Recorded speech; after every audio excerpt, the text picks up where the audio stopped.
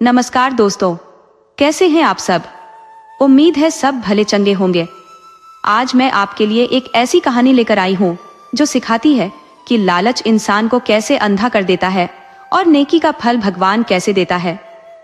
ये कहानी है एक बेईमान सेठ की, एक उससे भी ज्यादा लालची बेटे की और एक गरीब लड़की की, जिसके भाग्य ने ऐसी पलटी मारी कि देखने वाले देखते रह गए। इस कहानी में आपको धोखा, पश्चाताप और सच्चाई की जीत देखने को मिलेगी, तो कहानी को आखिर तक जरूर सुनिएगा। और हाँ, अगर आप हमारे चैनल ममता हिंदी कहानियां पर पहली बार आए हैं तो सब्सक्राइब का बटन दबाकर इस परिवार का हिस्सा बन जाइए। कहानी पसंद आए तो लाइक और शेयर करना बिल्कुल मत भूलना और टिप्पणी में राधे राधे जरूर लिखना। तो चलिए अब कहानी शुरू करते हैं। प्राचीन काल की बात है।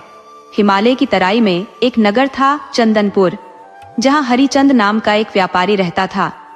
हरिचंद का व्यापार अपने नगर में बहुत ठीक ठाक चल रहा था। हमेशा उसके यहाँ छोटे व्यापारियों का जमावड़ा लगा रहता था। वह नगर में धीरे धीरे शोहरत और धन कमा रहा था। उसकी साख इतनी बढ़ गई थी कि दूसरे नगर के बड़े व्यापारी उसे ज्यादा उधारी देने लगे थे। मगर हरिचंद ने एक बड़ी गलती कर दी थी। उसने एक बहुत लालची मुनीम रख लिया था। मुनीम का नाम मुरारी लाल था। मुरारी लाल की खोपड़ी हमेशा उल्टी चलती रहती थी। वह ज्यादातर नकारात्मक बातें सोचा करता। व्यापार हमेशा उम्मीद पर चलता है। अगर उसमें जरा भी नकारात्मक बात आ गई तो फिर व्यापार सही से नहीं चल पाता। दुविधा में किए गए काम में कोई सफलता नहीं मिलती। व्यापार का सिद्धांत है कि जो किसी नए चीज का व्यापार सबसे पहले करता है वह मुनाफे में रहता है, और जो सबसे पीछे शुरुआत करता है वह घाटे में चला जाता है। इसे किसी भी क्षेत्र में देखा जा सकता है। विद्यार्थी समय पर शिक्षा ग्रहण न करे तो असफल हो जाता है। किसान समय से फसल न लगाए तो घाटे में चला जाता है।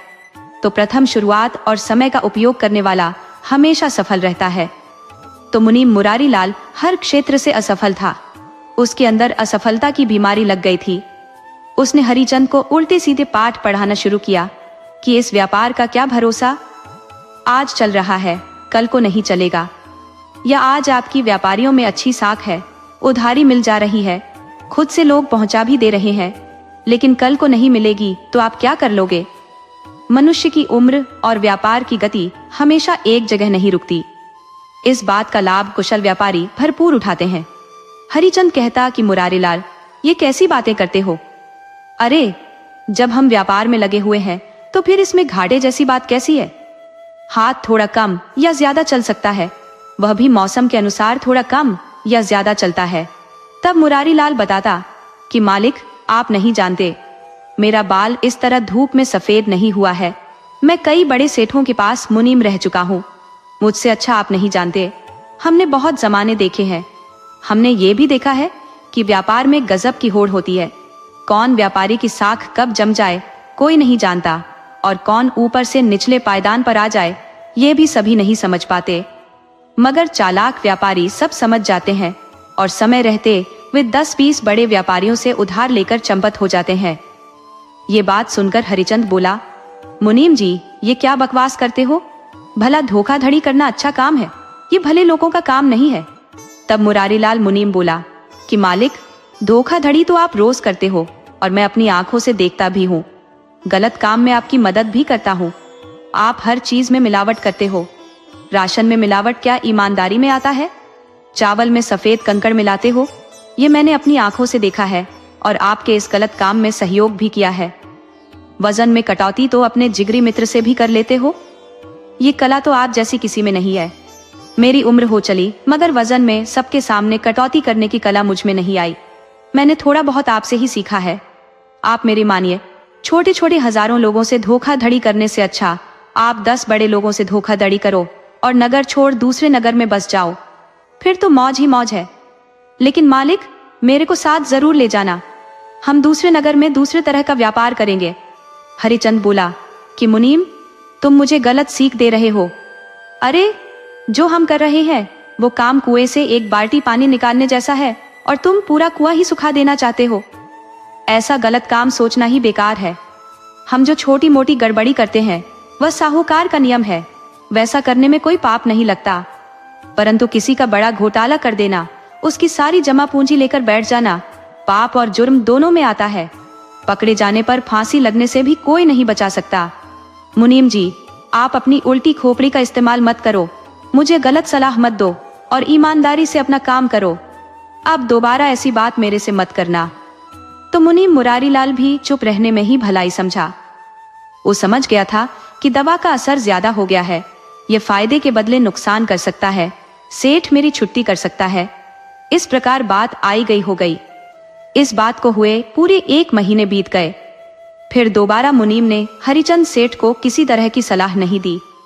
उधर 2 महीने बीतते बीतते हरिचंद के कारोबार में मंदी आने लगी। उसकी दुकान के पास ही सटे हुए 3 नए बड़े साहूकारों ने अनाज और किराना सामान का थोक व्यापार शुरू कर दिया था। सेठ के खास आदमी भी मुंह छिपाकर उन्हीं दुकानों में चले जा रहे थे। जो उधारी ली थे वह तो खोजने से नहीं मिल रहे थे। हरिचंद की दुकान की बिक्री घटकर आधे से भी कम हो गई। तब हरिचंद को अपने मुनीम की बात में दम नजर आया कि मंदी के द्वार में कोई बड़ा व्यापारी उधारी भी नहीं देगा, और फिर जिसकी साख चली गई है उसे तो एक कौड़ी भी नहीं मिलने वाली। जब तक बाजार में साख है उसका लाभ उठा लेना चाहिए, वरना अब 3 बड़े सेठों के बीच मेरी दुकान नहीं चलने वाली। हरिचंद ने अपने मुनीम से कोई सलाह नहीं ली, मगर तरीका मुनीम का ही आजमाया। उसने अपने सभी बड़े व्यापारियों से बहुत सारा उधारी माल ले लिया और लागत से भी कम दाम में माल बेचकर नकदी इकट्ठा कर नगर से चंपत हो गया। वो अपने मुनीम को भनक तक नहीं लगने दिया कि नगर से भाग रहा हूँ। हरिचंद अपनी पत्नी और इकलौते बेटे रमेश के साथ गुलजारपुर नगर चला गया। गुलजारपुर एक अलग राज्य था, मगर वहां भी हरिचंद को पकड़े जाने का खतरा सता रहा था। वो अपनी पत्नी और 12 बरस के बेटे रमेश से पूछा कि हमें आगे क्या करना चाहिए। नगर में तो हमें खतरे ही खतरे हैं। पकड़े जाने पर तो मैं फांसी पर चढ़ा दिया जाऊंगा और धन भी चला जाएगा, फिर तुम दोनों का क्या होगा? रमेश चालबाजी में पिता से कहीं ज्यादा चतुर था। वह अपने पिता से बोला कि पिताजी, आप इस वक्त किसी नगर के आसपास भी मत जाओ। आपको पकड़ में आ जाने का खतरा हर नगर में बना रहेगा। आप किसी ऐसे गांव में चलो जो शहर से दूर हो और वहां के लोग अनपढ़ और मूर्ख हों, जो नगर में जाने से डरते हो, जिन्हें हिसाब किताब की कोई जानकारी ना हो। हम उस गांव में बहुत बड़े व्यापारी तो नहीं बन सकते, मगर हम अपनी बुद्धि के बल से भूखे भी नहीं रह सकते। बेटे के मुंह से चतुराई भरी बात सुन हरिचंद आश्चर्य में पड़ गया। हरिचंद अभी तक तो अपने बेटे को एक नासमझ छोटा बच्चा ही समझता था, परंतु बेटा तो बाप से भी बहुत तेज था। बेटे की बात हरिचंद को पसंद आ गई। अब वह पत्नी और बच्चे के साथ नगर छोड़कर किसी ऐसे गांव की तलाश में चल पड़ा जहां न जाने का साधन हो, न कोई सुविधा की चीज आसानी से मिल पाती हो, जहां जाने का रास्ता सिर्फ पगडंडी हो, नदी नाले और जंगलों से घिरा हो। इस तरह हरिचंद एक जंगल पार करते हुए एक ऐसे गांव में पहुंचा जहां उसकी सोच के मुताबिक लोग रहते थे। वो गांव मूर्खों का गांव था। उस गांव का नाम भवानीपुर था। वो गांव हरिचंद को बहुत अच्छा लगा, तो उसी गांव में हरिचंद सेठ ने अपना एक छोटा सा ठिकाना बनाया। उस गांव के लोग काफी गरीब थे और अनपढ़ निपट गंवार थे, या यूं कहिए कि महामूर्ख थे। उन्हें रोजी रोजगार के कुछ नियम ही नहीं पता थे। वे पैसा गिनना भी नहीं जानते थे, वह नाप तौल की भी जानकारी नहीं रखते थे। वे बहुत मुश्किल से अपने लिए तथा परिवार के लिए भोजन की व्यवस्था कर पाते थे। इस चीज का हरिचंद सेठ ने भरपूर लाभ उठाया। वह सोच लिया कि आगे क्या करना है, ये मूर्ख हमारे बड़े काम के हो सकते हैं। हरिचंद ने सबकी मूर्खता को अवसर में बदलने का विचार कर लिया। सबसे पहले पता लगाया कि इस गांव वाले किसकी जमीन पर खेती करते हैं। उसने पता लगा लिया कि किसी किसान के पास अपनी जमीन नहीं है। यहाँ की सारी जमीन हाकिमपुरा के जमींदार ठाकुर रघुबीर सिंह की है।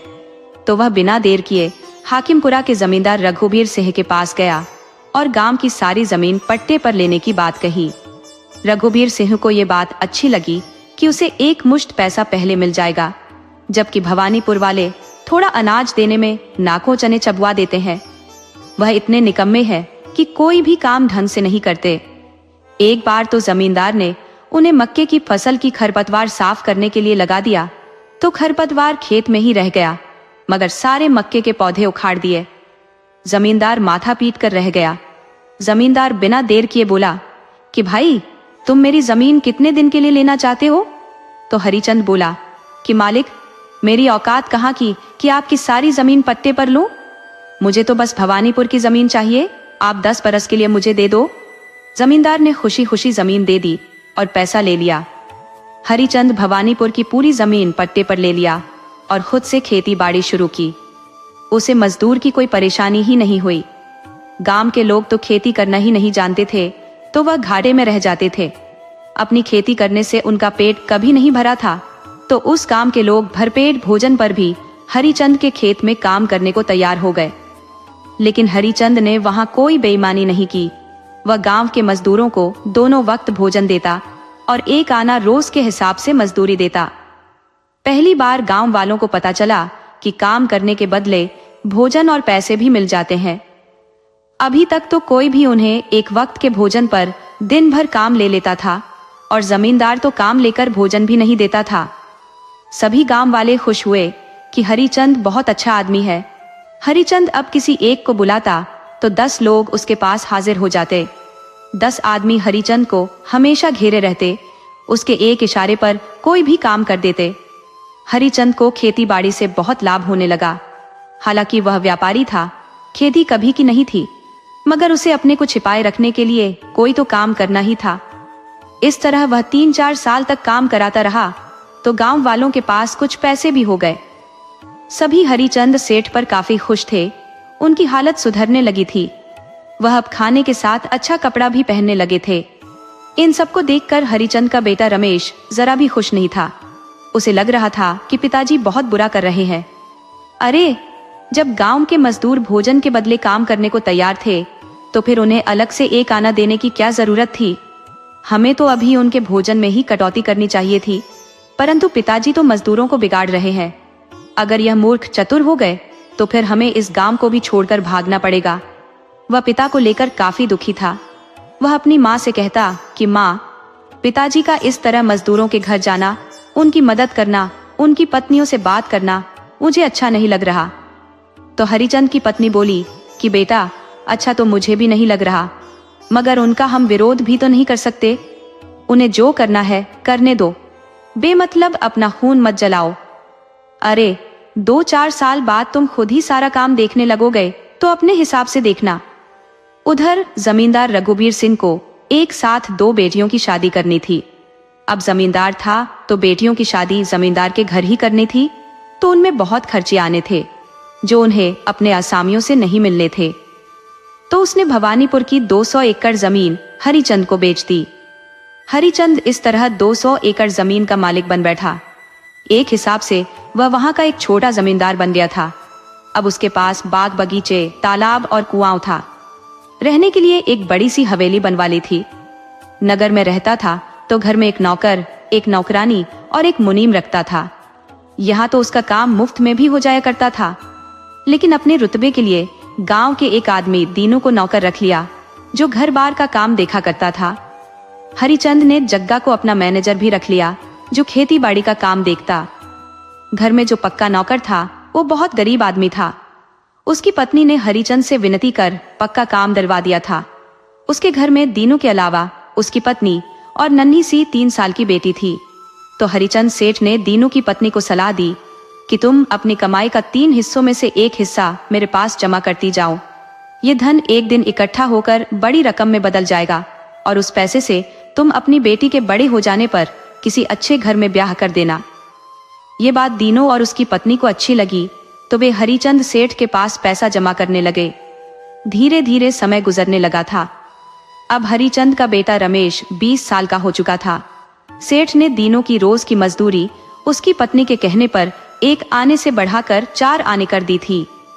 सेठ दीनू की पत्नी की भी मदद कर दिया करता था। वह त्योहार पर किसी को कुछ दे या ना दे, परंतु दीनू की पत्नी को कोई न कोई उपहार जरूर देता।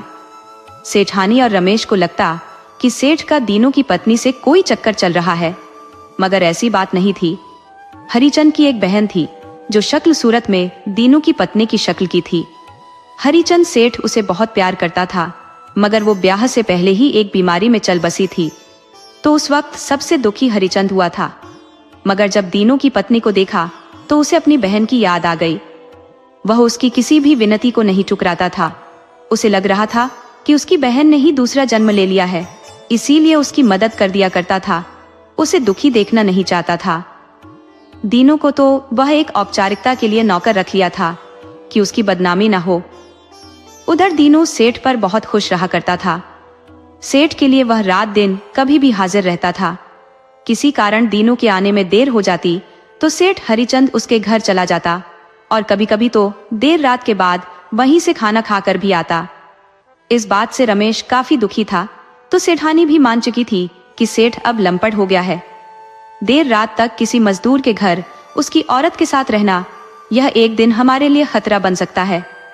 दुर्भाग्य से सेठ एक दिन बीमार पड़ गया, तो पत्नी और बेटे ने उसका इलाज नहीं कराया, किसी हकीम या वैद्य को नहीं बुलाया। जब एक सप्ताह तक सेठ घर में बिस्तर पर पड़ा रहा, तो वह खुद ही दीनू से बोला कि दीनू, तुम ही मेरे एक भरोसेमंद हो, बाकी तो सब मोह माया है। न अपना बेटा है न पत्नी, सब स्वार्थ के साथी है। कोई मुझे दवा तो दूर पानी नहीं देता, पत्नी मुझे भोजन को भी नहीं पूछती। तुम वैद्य को बुला लाओ। दीनू वहां से वैद्य को बुलाने के लिए निकला, तो उसे सेठानी और उसके पुत्र ने मना कर दिया कि तुम कहीं नहीं जाओगे, तुम अब 15 दिन की छुट्टी पर हो, 15 दिन बाद ही आना। दीनू बोला कि छोटे मालिक, बड़े मालिक बहुत बीमार है, उन्हें इलाज की बहुत जरूरत है, समय से दवा नहीं मिली तो मर जाएंगे। तब रमेश बोला कि तुम हमें समझाने की कोशिश मत करो, हमें पता है कि क्या करना है। वो हमारे पिता है, तुम्हारे नहीं, इसलिए ज्यादा तेज बनने की जरूरत नहीं है। जाओ, 15 दिन बाद आना। दीनू चला गया। सेठ को जब दवा नहीं मिली तो 10 दिन बाद ही वह चल बसा। यानी माँ बेटे ने सेठ को जानबूझकर तड़पा कर मार डाला। रमेश और उसकी माँ सेठ की मृत्यु से बहुत खुश थे। रमेश अब सारा कारोबार संभाल लिया था, मगर वह सेठ की तरह चालाकी से काम निकालना नहीं जानता था। पिता के मरते ही उसने खेत के कामगारों के पैसे घटाकर आधा कर दिया। कारण पूछने पर बताया कि आजकल महंगाई इतनी बढ़ गई है कि अब हम आप सबको उतने पैसे नहीं दे सकते। तो गांव वालों ने मान लिया कि हो सकता है महंगाई बढ़ गई हो और हम नहीं जानते हो। उन्हें क्या पता था कि महंगाई बढ़ती है तो हर चीज पर बढ़ती है, उस हिसाब से मजदूरी घटाने के बजाय बढ़नी चाहिए। मगर मूर्ख गांव वाले विश्वास कर गए। रमेश के पिता ने दीनू को जो 4 आने रोज तय किए थे, उसे फिर से घटाकर 1 आना कर दिया। हाँ, दीनू के द्वारा जमा पैसे को बरकरार रखा। रमेश बोला कि चाहे जैसे भी हो, तुम्हारी बेटी के ब्याह के लिए जमा पैसे मिल जाएंगे, तुम उसकी चिंता मत करना। उधर सेठानी बोली कि बेटा रमेश, अब तुम ब्याह कर लो, बिना बहू के घर सूना सूना लग रहा है। वीरपुर के जमींदार साहब कई बार आ चुके हैं। रमेश ने माँ को सहमति दे दी, तो माँ ने तुरंत रमेश का ब्याह करा दिया। घर में बहू आ गई। इस तरह समय गुजरने लगा। रमेश के ब्याह के 15 साल गुजर गए, तो उधर दीनू की बेटी 18 साल की हो चली। पत्नी के कहने पर दीनू ने बेटी गंगा की शादी पड़ोस के गांव गुलामपुर में तय कर दी। अब उसे अपने जमा पैसे रमेश से लेने थे, तो वह पूरे भरोसे के साथ रमेश के पास गया कि छोटे मालिक, अब मुझे अपने जमा पैसे चाहिए। रमेश बोला ठीक है, जल्दी ही पैसे मिल जाएंगे। उस दिन दीनू चुप रह गया, परंतु दूसरे दिन पत्नी ने दीनू से कहा कि बेटी के ब्याह के दिन नजदीक आ रहे हैं, बहुत से सामान खरीदने हैं, आज ही सेठ से पैसे की मांग करो। तो दीनू ने अपनी मजबूरी रमेश से सुनाई कि मुझे पैसे मिल जाते तो मैं सामान की खरीदारी कर लेता। ये बात सुनकर रमेश गुस्सा हुआ कि मैं गांव छोड़कर भागा थोड़े ही जा रहा हूँ, कोई प्रबंध करने के बाद तुम्हारे पैसे लौटा दूंगा। इस तरह रमेश आजकल करते हुए पूरे 15 दिन टाल दिया। उधर गंगा के ब्याह का दिन नजदीक आ रहा था। दीनू और उसकी पत्नी के पास कोई और व्यवस्था नहीं थी। घर में ब्याह से जुड़ी कोई तैयारी ही नहीं हो पाई थी। दीनू सोचा कि रमेश की शिकायत उसकी माँ से करता हूँ, मगर उसे ख्याल आया कि अरे, वह तो खुद पति की हत्यारिन है, वो मेरी मदद क्या करेगी। नागिन ने कभी किसी का भला किया है? अब उम्मीद नई मालकिन से है, मैं उसी से बात करता हूँ। वो उसकी पत्नी के पास गया और बोला, मालकिन, मेरी बेटी के ब्याह के 7 दिन रह गए हैं। मैं मालिक के पास 18 साल से बेटी के ब्याह के लिए पैसा जमा करता आया हूँ। मालिक ने भरोसा भी दिया था कि बेटी का ब्याह तय करो, मैं तुम्हारा पैसा दे दूंगा। परंतु मैं 15 दिन से पैसे मांग रहा हूँ, मालिक दे नहीं रहे। आप कृपा कर उनसे पैसे दिलवा दो तो मेरी इज्जत बच जाए और बेटी की विदाई हो जाए। रमेश की पत्नी बोली, दीनू, मालिक को आने दो, उनसे बात करती हूँ। परंतु तुम्हें भी आंख बंद कर किसी के पास पैसे नहीं जमा करने चाहिए थे। कोई कितना भी सगा हो, पैसे का लोभ उसे अंधा कर देता है और वह बेईमानी पर उतर जाता है। तुम खुद देख रहे हो, पैसे के लिए भाई भाई का नहीं होता। तुम मालिक को पैसा देकर बुरी तरह फंस चुके हो। मालिक पर तो मुझे खुद भी भरोसा नहीं है। कंजूस देखा, परंतु इनके जैसा नहीं। लेकिन चिंता मत करो, तुम हमारे सबसे भरोसेमंद कामगार हो, हम मालिक से तुम्हारी बात रखेंगे। सेठानी ने पति के आने पर समझाया, आपको किसी की इज्जत का ख्याल रखना चाहिए। दीनू आपका पुराना कामगार है, अब उसकी बेटी की शादी है और मैं जानती हूँ कि उसका पैसा आपने अपने पास जमा कर रखा है, तो उसके इस मौके पर बिना देर किए आपको उसके पैसे लौटा देने चाहिए। आप उसके घर जाकर पैसा दे आइए। रमेश बोला, तुम भी कहाँ नौकरों की बात लेकर बैठ जाती हो? उनका तो काम ही है रोना धोना। अभी मेरे पास पैसे भी नहीं है। पैसे का प्रबंध करने में 2-3 महीने तो लग ही जाएंगे। अभी मैं कुछ नहीं कर सकता। सेठानी बोली, उसकी बेटी की शादी 7वें दिन है और आप इंतजाम करोगे 3 महीने बाद। आप कल किसी भी तरह उसका पैसा दे आओ। घर में बहुत पैसे पड़े हैं। 90,000 मोहरों में से 200-400 मोहर निकाल देने से कोई ज्यादा फर्क नहीं पड़ेगा और एक गरीब की बेटी का कल्याण हो जाएगा। पत्नी के बहुत समझाने के बाद भी जब रमेश पैसा देने पर तैयार नहीं हुआ, तब पत्नी ने आखिरी हथियार चलाया। ठीक है, आप उसे पैसा मत दो, मैं खुद आने पर उसे अपना कंगन उतार कर दे दूंगी कि इसे बेचकर अपनी इज्जत बचा ले। रमेश ने जब पत्नी के गरम तेवर देखे तो भुनभुनाते हुए 200 मोहरे देने को तैयार हुआ। पत्नी से बोला कि जरा सी बात पर नाराज हो जाती हो, नौकरों को सिर पर बैठा लेती हो जैसे तुम्हारे भाई बंधु हैं। चलो, इस साले को कल सुबह खुद उसके घर जाकर दे आऊंगा। सेठानी बोली, तो कल क्यों, आज ही दे आओ। रमेश बोला कि तुम जमींदार की बेटी हो, परंतु इतनी भी अक्ल नहीं कि रात के वक्त लेन देन नहीं किया जाता। लक्ष्मी जी रुष्ट हो जाती हैं। तुम मुझ पर भरोसा रखो, इसमें मैं कोई चालाकी नहीं करूंगा। कल सबसे पहला काम यही करूंगा कि दीनू के घर जाकर उसे 200 मोहरे दे आऊंगा, उसके बाद ही कोई काम करूंगा। दूसरे दिन सुबह रमेश 200 मोहरे लेकर दीनू के घर गया तो उसने देखा कि एक सुंदर सी लड़की घर के सामने खड़ी है। सबसे पहले मुलाकात रमेश की गंगा से ही हो गई। वह बहुत सुंदर थी, उसकी पत्नी से भी कहीं ज्यादा सुंदर थी। शरीर की बनावट भी भगवान ने गजब बनाई थी। वह देखता ही रहा। वह कभी दीनू के घर आया ही नहीं था तो उसकी लड़की को देखा ही नहीं था। वह भी कभी भूल से भी उसके घर की तरफ नहीं गई थी। रमेश ने उत्सुकता से लड़की से पूछ लिया, क्या तुम दीनू के रिश्तेदार की लड़की हो? लड़की बोली, नहीं, मैं रिश्तेदार की नहीं बल्कि दीनू की ही बेटी गंगा हूँ। आप बाहर बैठिए, पिताजी को बुलाती हूँ। रमेश बोला, नहीं, अब उन्हें बुलाने की जरूरत नहीं है, अभी रहने दो, 1 घंटे के बाद आता हूँ। वो जल्दी से वहां से वापस चल दिया और सोचने लगा, साला, इतनी सुंदर चीज घर में छिपा कर रखी थी, इतनी बड़ी हो गई, हमें इसकी खबर तक नहीं हुई। मैं पहले देख लिया होता तो अब तक तो मेरी पत्नी होती। अब तो इसकी शादी हर हाल में रुकवानी है। इतनी सुंदर चिड़िया मेरे आंखों के सामने से उड़कर चली जाए, ये मैं जीते जी बर्दाश्त नहीं कर सकता। मैं भी कितना मूर्ख हूँ, घर के बगल में मणि पड़ी है और मुझे आज तक खबर नहीं हुई। मैं साले को पैसा दूंगा ही नहीं, शादी तो अपने आप रुक जाएगी। रमेश के मन में कुविचार उठने लगे कि किस तरह गंगा को अपनी पत्नी बनाऊं। दीनू अगर अपनी बेटी से मेरा ब्याह कर देता है तो 10,000 स्वर्ण मुद्रा तो उपहार में दे दूंगा। पैसे से क्या कुछ नहीं हो सकता, बूढ़े भी परी ला सकते हैं। मैं हर हाल में गंगा को हासिल करूंगा। वह दीनू के घर से चला तो अपने घर के लिए था, परंतु उसे जब पत्नी का ख्याल आया तो घर जाने का इरादा त्याग दिया। वह 1 हफ्ते के लिए ससुराल चला गया। वो बिल्कुल चुपके से गया था, किसी को खबर तक नहीं हुई थी। शाम हो जाने के बाद भी जब रमेश घर नहीं आया तो उसकी पत्नी ने एक आदमी भेजकर दीनू के घर पता लगवाया कि रमेश सुबह में उसके पास गए थे, मगर अब तक क्यों नहीं आए। दीनू ने बताया कि सेठ जी तो यहाँ आए ही नहीं थे। उसे शक हुआ कि सेठ कहीं भाग तो नहीं गया। वह जल्दी से सेठानी के पास आया और फिर से सेठानी को याद दिलाया कि मुझे अभी तक पैसा नहीं मिला, आप मेरा पैसा दिलवा दो। नहीं तो मेरी बेटी का ब्याह रुक जाएगा। सेठानी बोली, सेठ तो पैसा लेकर ही तुम्हारे घर गया था, परंतु गया कहाँ ये मुझे भी नहीं पता। मैं काफी चिंता में हूँ कि सेठ को कुछ हो तो नहीं गया।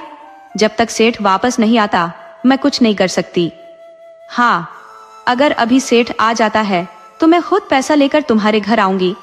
वैसे सेठ भरोसेमंद आदमी नहीं है, तुम सब मिलकर पता लगाओ और कहीं मिल जाए तो मेरे पास उसे अपने साथ लेकर आओ।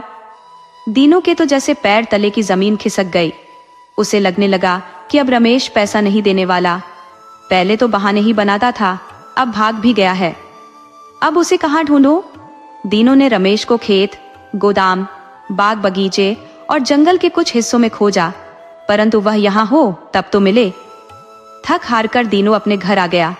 उधर लड़के वालों की तरफ से खबर आई कि भाई दीनू, तुमने वादा किया था कि शादी से 15 दिन पहले दहेज की रकम 100 सोने की मुद्रा दे दोगे, परंतु अब तो सिर्फ 6 दिन बचे हैं। 7वें दिन बारात आनी है। अगर तुम्हारी वादा खिलाफी का यही रवैया रहा तो हम तुम्हारे घर बारात लेकर आने से रहे। हम तुम्हें एक मौका और देते हैं कि आज शाम तक अपना वादा पूरा कर देते हो तो हम तुम्हारे घर बारात लेकर आ जाएंगे, वरना जय राम जी की, हमें तुम्हारी बेटी से बेटे का ब्याह नहीं करना। दीनू ने संदेशवाहक को समझाने की कोशिश की कि हमने पैसा एक सेठ के पास जमा कर रखा है, अभी वह दे नहीं रहा, मिलते ही हम आपके पास रकम लेकर आ जाएंगे। इस तरह 7 दिन बीत गए, मगर रमेश का कोई पता नहीं चला। दीनू और कहीं से पैसे का इंतजाम नहीं कर पाया तो बारात नहीं आई। पता चला कि उस लड़के का ब्याह कहीं और कल ही हो गया। दीनू की बेटी गंगा दुल्हन बनते बनते रह गई। 8वें दिन जब दीनू सेठ के घर काम पर जाने को हुआ तो उसकी पत्नी और बेटी गंगा दोनों ने मना कर दिया कि न तो आप अब अपने पैसे की वसूली करने जाओगे और न ही उसके घर काम करने जाओगे। दीनू बोला, हम गरीब आदमी है, काम नहीं करेंगे तो क्या खाएंगे? तब बेटी गंगा ने समझाया कि पिताजी, मान लो सेठ मर गया तो फिर कहाँ काम करने जाओगे? आपके अनुसार तो रमेश के साथ ही हम सबको मर जाना होगा। पिताजी, काम करने और जीने के बहुत तरीके होते हैं। न तो कोई किसी के बिना भूखा सोता है, न कोई किसी का खर्च चलाता है। सभी अपनी मेहनत से अपने हिस्से का खाते हैं। सेठ हमारी तकदीर नहीं है, वह भला आदमी नहीं है, उसकी नीयत भी ठीक नहीं है। आप अब उसके घर नहीं जाओगे। आप गुरबिन काका को ही देख लीजिए, वे सेठ के पास काम नहीं करते थे, न ही किसी के पास अपनी मेहनत की कमाई जमा करते थे। वह अपनी कमाई अपने घर में जमीन के अंदर छिपा कर रखते थे। धीरे धीरे उनके पास इतना पैसा हुआ कि वो पिछली साल बेटी का ब्याह भी कर दिए और अब अपने लिए अच्छा घर भी बनवाने वाले हैं। मगर यह सब तब कर पाए जब सेठ की गुलामी छोड़ दिए। हम आज से जंगल में लकड़ी काटने चलेंगे और महंगों के ताल पर बेच देंगे। इस प्रकार हमारे खाने पीने का काम चल जाएगा और कुछ बचत भी हो जाएगी। दीनू की आंख उसकी बेटी ने खोल दी थी। वो बोला, हाँ बेटी, तुम ठीक कहती हो। हमारे घर एक कुल्हाड़ी पहले से पड़ी है, हम 2 जने रोज इस काम को करेंगे। इस प्रकार बाप बेटी ने लकड़ी काटने और बेचने का काम शुरू कर दिया। इधर सेठ रमेश के काम पर नहीं लौटने से दीनू पर खासा नाराज था। उसने सोचा, बन का गीदड़ जाएगा किधर, घूम फिर कर मेरे पास ही आना होगा। अच्छा हुआ कि उसकी बेटी बिन ब्याही रह गई। अब उसे अपने घर सेठानी की नौकरानी रखने के लिए दबाव बनाऊंगा। दीनू जब भूखे मरने लगेगा तो उसे हमारी बात माननी पड़ेगी और जरूर अपनी बेटी को हमारे घर भेज देगा। उसके बाद किसी बहाने सेठानी को कुछ दिनों के लिए मायका भेज दूंगा। फिर तो घर में मैं और मस्त दीनू की बेटी बच जाएंगे। फिर उसे पैसे का लालच देकर अपने साथ हम बिस्तर होने के लिए राजी कर लूंगा। परंतु उसका सपना उस वक्त टूट गया जब देखा कि बाप बेटी जंगल से लकड़ी ले आ रहे हैं और उसे पता चला कि महंगों के ताल पर बेच भी रहे हैं। महंगो 2 साल पहले ही गांव से बाहर एक ताल खोल दिया था। अब गांव के ज्यादा लोग लकड़ी काटकर ताल पर बेच दे रहे थे। उन्हें नगद पैसा मिल जा रहा था। वहां काम करने का कोई दबाव नहीं था। उधर अब दीनू ने सेठ के पास काम कर रहे नौकरों को भी अब समझाना शुरू कर दिया था कि तुम सब उस बदमाश के यहाँ काम मत करो, क्योंकि वह 3 गुनी मजदूरी कम देता है। कहीं और जगह मजदूरी 4 आने रोज है, जबकि सेठ अभी भी 1 आना मजदूरी देता है। वह महंगाई का बहाना बना हमारी मजदूरी कम कर रहा है, जबकि हम मूर्ख समझ नहीं पाते कि महंगाई बढ़ने से मजदूरी घटती नहीं बल्कि बढ़ जाती है। अन्य मजदूरों ने दूसरे गांव जाकर जब सच्चाई पता की तो हैरान रह गए। सचमुच मजदूरी ज्यादा थी, तो धीरे धीरे सभी कामगारों ने रमेश के यहाँ काम करना बंद कर दिया। नई फसल लगाने का वक्त आ गया था, परंतु रमेश को एक भी मजदूर नहीं मिले। वह अपने खेत में फसल नहीं लगवा पाया। घर में कोई नौकर नहीं रहने से घर का सारा कामकाज उसकी पत्नी को ही करने पड़ रहे थे। सेठ के गौशाले के भी मजदूर भाग गए थे, तो उसे खुद गोबर उठाना पड़ रहा था। सिधानी बोली, देख लिया बेईमानी का नतीजा और गरीब का पैसा हजम करने का परिणाम। तुमने दीनू की बेटी के ब्याह के पैसे हजम कर बहुत बड़ा पाप कर दिया है। उसकी बेटी का ब्याह नहीं हो पाया, जबकि उसके पैसे तुम्हारे पास जमा थे। अरे, लोग तो गरीब की बेटी का ब्याह अपने पैसे से करा देते हैं। ब्याह एक यज्ञ के बराबर पुण्य देता है, परंतु तुम्हारी गिद्ध दृष्टि ने दीनू की बेटी की जिंदगी बर्बाद कर दी। उसी का पाप शुरू हो गया है, जो आज गोबर उठाने पर मजबूर हो। खेत में फसल नहीं लग पाई है। रमेश बोला, भाग्यवान, इन सब के लिए दीनू जिम्मेदार है। वो जरूर ही मजदूरों को भड़काया है।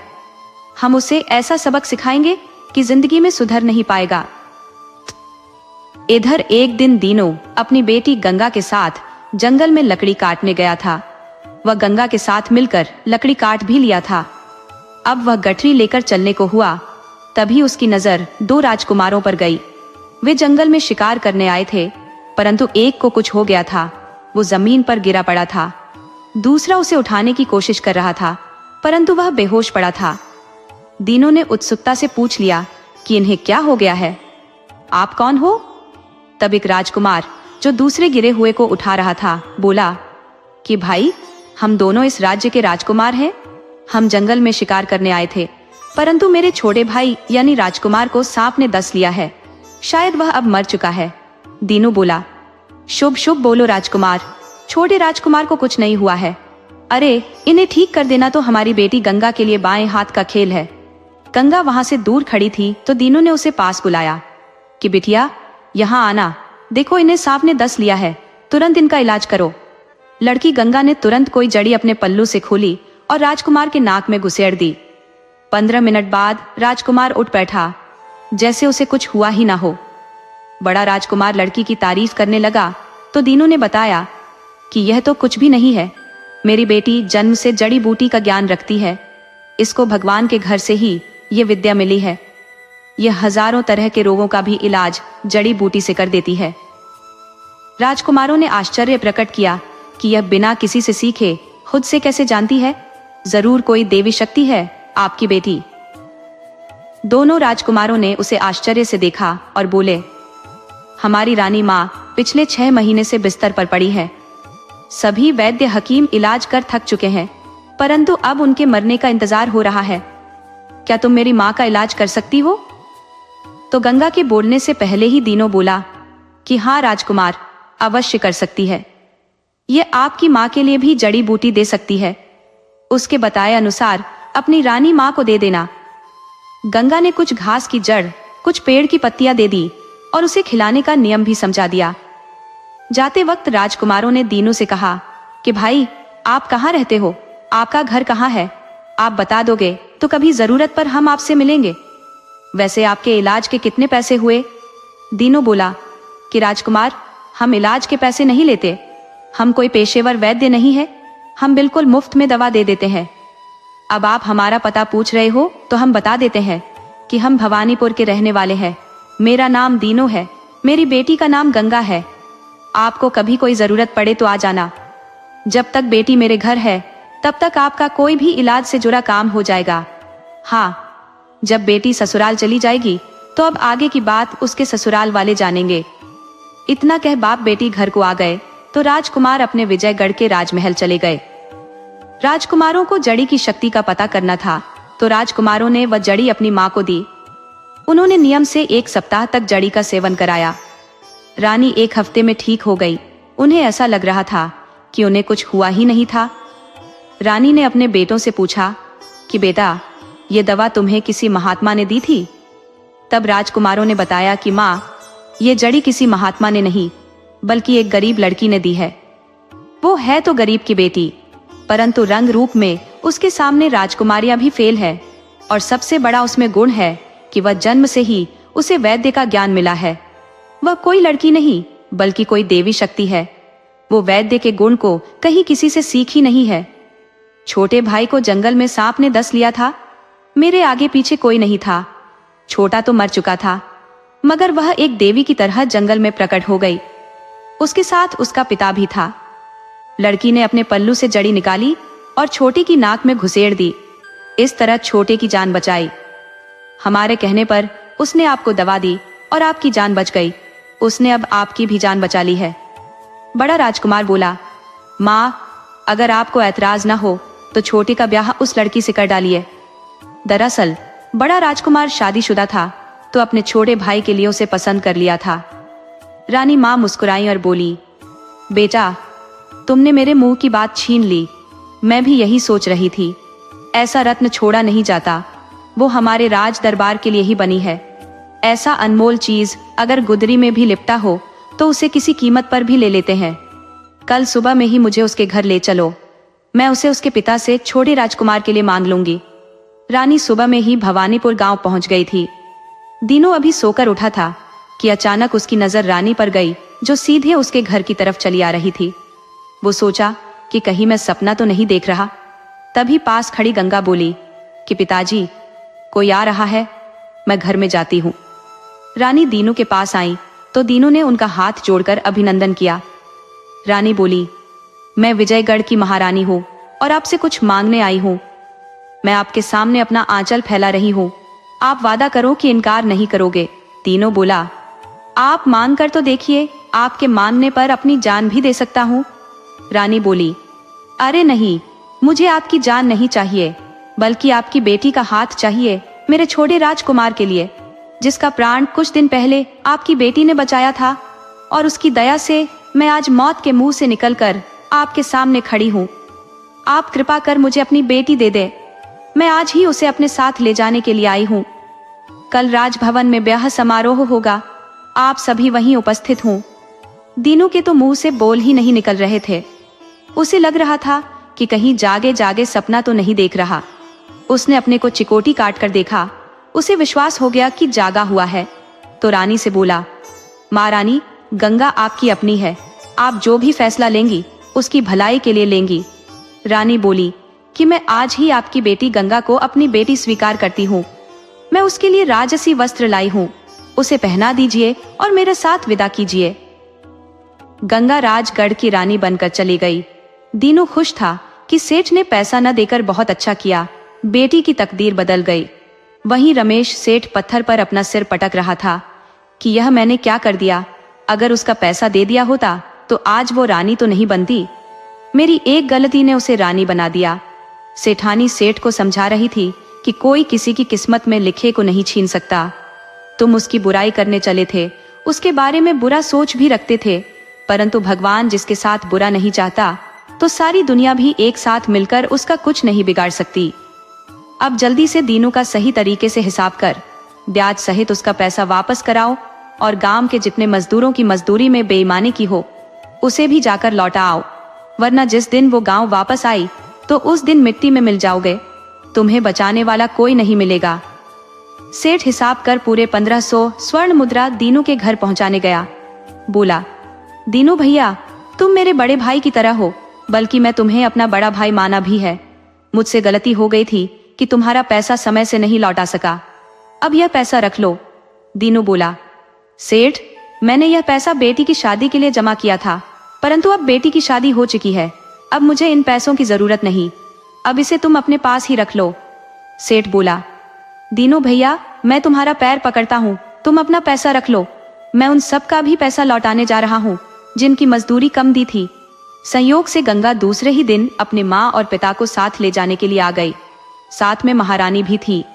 वो चाहती थी कि दोनों राजमहल में ही सुख की जिंदगी बसर करे। इधर सेठ की धोती गीली हो रही थी। वो गंगा के पैरों पर गिर पड़ा। गंगा बोली, सेठ काका, ये क्या कर रहे हो?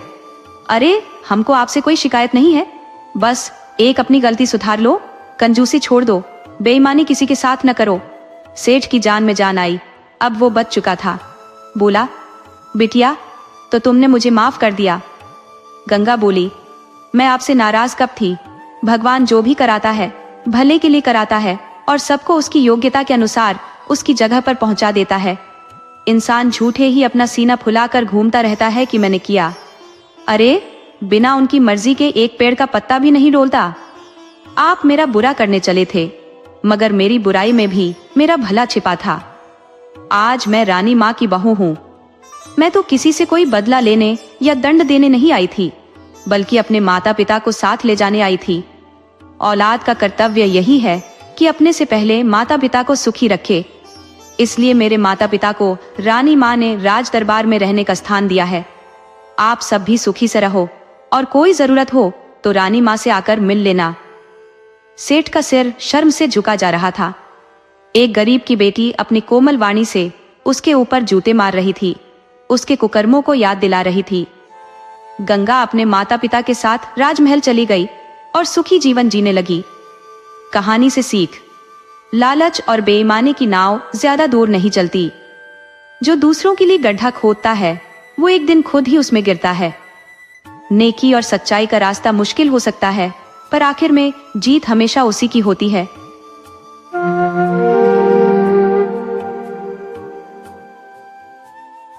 बहुत पुरानी बात है, एक गांव में एक किसान रहता था। उसके छोटे से परिवार में उसकी पत्नी और एक नन्ही सी बेटी पूर्णिमा थी। पूर्णिमा इतनी सुंदर थी जैसे चांद का एक टुकड़ा हो। किसान और उसकी पत्नी अपनी बेटी को पाकर बहुत खुश थे। किसान खेती बाड़ी करके जो भी कमाता उसी से उनका घर चलता था। सब कुछ बड़े आनंद से बीत रहा था। लेकिन कहते हैं ना, जब जिंदगी में सब ठीक चल रहा होता है तो अचानक कुछ ऐसा हो जाता है जिसकी कोई कल्पना भी नहीं कर सकता। ऐसा ही उस किसान के साथ हुआ। किसान की पत्नी बीमार पड़ गई। उसने ऐसी चारपाई पकड़ी कि फिर उठ ही नहीं पाई। बेटी पूर्णिमा भी तब तक कोई 6-7 महीने की हो चुकी थी। पत्नी के बीमार पड़ने से बेचारा किसान बड़ा दुखी रहने लगा। उसने अपनी पत्नी के इलाज में कोई कसर नहीं छोड़ी। हर तरह की दवा कराई, कई वैद्य हकीमों को दिखाया, लेकिन उस समय इतनी अच्छी चिकित्सा नहीं थी। लोग ज्यादातर देसी इलाज पर ही निर्भर रहते थे। बहुत इलाज कराने के बाद भी किसान की पत्नी बच नहीं पाई और वह इस दुनिया से चल बसी। किसान पर तो पत्नी के जाने से दुखों का पहाड़ टूट पड़ा। बेचारा किसान बहुत उदास था। एक तो उसकी बेटी बहुत छोटी थी और ऊपर से पत्नी को खोने का दर्द। अब किसान यह सोचने लगा कि बेटी को पाले या पेट भरने के लिए कुछ कमाए जिससे घर गृहस्थी चले। अगर वह खेतों में जाता तो बेटी पूर्णिमा का ख्याल कौन रखता, और अगर पूर्णिमा का ख्याल रखता तो खाने का इंतजाम कैसे होता। किसान को यह बड़ी दुविधा लग रही थी। अब किसान के पड़ोसी और रिश्तेदार उससे कहने लगे, देखो भाई, तुम्हें अब दूसरा विवाह कर लेना चाहिए। तुम्हारी बेटी बहुत छोटी है, उसे भी माँ की जरूरत है। न तुम उसे माँ का प्यार दे पाओगे और न ही माँ की तरह उसकी देखभाल कर पाओगे। आखिर वह बेटी है और उसके लिए माँ बेहद जरूरी है। पहले तो किसान टालता रहा। वह अपनी बेटी के लिए कोई सौतेली माँ नहीं लाना चाहता था, लेकिन जब उसे अपनी बेटी के पालन पोषण में दिक्कतें आने लगी, क्योंकि वह खेत जाता तो बेटी की देखभाल कौन करता, और अगर बेटी की देखभाल घर पर रहकर करता तो खेत पर काम करने कौन जाता। अब किसान ने भी हार मान ली और तय कर लिया कि उसे दूसरा विवाह कर लेना चाहिए। किसान के रिश्तेदारों ने उसके लिए एक लड़की देखी और उसका विवाह उस लड़की से करवा दिया। किसान की दूसरी पत्नी आ गई, जिसका नाम माया था। माया किसान से उम्र में कम थी, पर वह गरीब घर से आई थी। शुरुआत में तो वह पूर्णिमा को प्यार करती थी, लेकिन कहते हैं ना, सौतेली माँ तो सौतेली ही होती है। जब वह खुद पेट से हो गई, तब तक तो पूर्णिमा का बहुत अच्छे से ख्याल रखती थी, उसे खूब प्यार करती थी। यह सोचकर किसान भी खुश था कि चलो, मैं वैसे भी डर रहा था कि सौतेली माँ कैसी आएगी, लेकिन यह तो मेरी पूर्णिमा का अपनी ही संतान की तरह ख्याल रखती है। किसान अब माया की तरफ से निश्चिंत हो गया था कि माया मेरी पूर्णिमा का बड़े अच्छे से ख्याल रखती है, और अब उसे पूर्णिमा की भी कोई चिंता नहीं थी। 9वें महीने में माया ने एक बेटी को जन्म दिया, जो बहुत काली और कुरूप थी। उसका नाम अमावस्या रखा गया, क्योंकि बड़ी बेटी का नाम पूर्णिमा था। अपनी बेटी के होते ही पता नहीं माया में क्या बदलाव आया। वह पूर्णिमा से बहुत नफरत करने लगी। अब उसे पूर्णिमा फूटी आंख नहीं सुहाती थी। छोटी सी पूर्णिमा धीरे धीरे बड़ी होने लगी। कहते हैं ना, जब बच्चा अभाव में और बिना माँ बाप के प्यार के पलता है तो प्यार के अभाव में बच्चा जल्दी समझदार हो जाता है। यही पूर्णिमा के साथ भी हो रहा था। वह समय से पहले ही समझदार होती जा रही थी। इधर छोटी सी पूर्णिमा अब 1.5 साल की हो गई थी। वह चलने लगी थी और अपनी तोतली जुबान में जो बातें करती थी, लेकिन पूर्णिमा की सौतेली माँ उसे देखकर बिल्कुल भी खुश नहीं होती थी। पूर्णिमा की अपनी सगी माँ रूपा बहुत पूजा पाठ करती थी, इसलिए उनके संस्कारों की झलक पूर्णिमा पर भी दिखाई देती थी। वह छोटी थी तभी लौटा भर जल ले जाती और शिवलिंग पर चढ़ाती थी। तब तो सब सोचते कि बचपन है। अब पूर्णिमा की सौतेली माँ को पूर्णिमा का कोई भी काम नहीं सुहाता था। धीरे धीरे दोनों बच्चियां बड़ी हो रही थी। अब उसकी सौतेली माँ दोबारा गर्भवती हो गई। इस बार उसने एक बेटे को जन्म दिया। अब तो उसका गुस्सा 7वें आसमान पर था। अब उसे पूर्णिमा बिल्कुल भी अच्छी नहीं लगती थी। पूर्णिमा को देखकर तो पता नहीं उसे क्या होता था, वह बिल्कुल जल भुन जाती थी। वह तो बस अपने बच्चों में खुश रहती थी। किसान भी यह बात समझता था।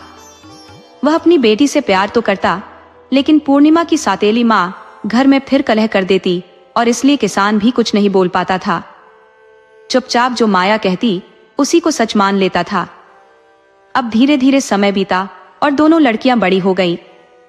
कहते हैं ना कि पूर्णिमा तो भगवान की बहुत पूजा पाठ करने वाली, सुंदर, सुशील और संस्कारी लड़की थी, और अमावस्या बिल्कुल उसके विपरीत, अपने नाम के अनुरूप थी। एक तो कुरूप थी और दूसरा बड़ी नटखट। लेकिन कहते हैं ना, माँ के लिए क्या कुरूप और क्या सुंदर, उसे तो अपनी औलाद ही प्यारी लगती है। लेकिन जो लड़का था जिसका नाम मुरली था, वह पूर्णिमा को बहुत प्रेम करता था। वह पूर्णिमा को अपनी सौतेली बहन नहीं समझता था, लेकिन अमावस्या और उसकी माँ दोनों पूर्णिमा को देखकर बिल्कुल भी खुश नहीं रहती थी। अब धीरे धीरे दोनों लड़कियां विवाह योग्य हो गई। पूर्णिमा जो आस पड़ोस में सबकी चहेती थी, वह सबकी मदद किया करती थी। तो किसान ने कहा कि मैं पूर्णिमा का विवाह करना चाहता हूँ। तब किसान की पत्नी माया बोली, देखिए, लड़कियों की शादी तो बाद में कर लेंगे, पहले घर में बहू आ जाए तो ठीक रहेगा।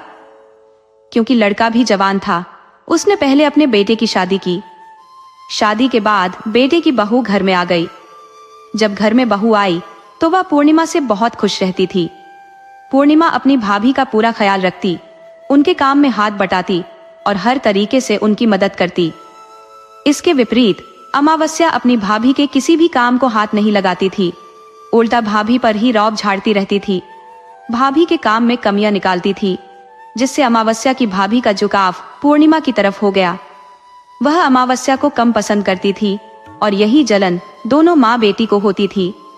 इसी के कारण पूर्णिमा को और ताने सहने पड़ते थे। अब दोनों लड़कियां शादी योग्य थी। किसान ने एक दिन माया से कहा, माया देखो, पूर्णिमा बड़ी है, चाहे उनमें 1-2 साल का ही अंतर है अमावस्या और पूर्णिमा में, लेकिन घर में बहू आ गई है। अब दोनों बेटियों को अच्छे योग्य व देखकर उनका विवाह कर देना चाहिए। लेकिन सौतेली माँ बिल्कुल भी नहीं चाहती थी पूर्णिमा किसी अच्छे घर में जाए। वह कहने लगी, देखिए जी, पूर्णिमा के लिए आप बढ़िया घर देखेंगे तो कहाँ से इतना दान दहेज देंगे?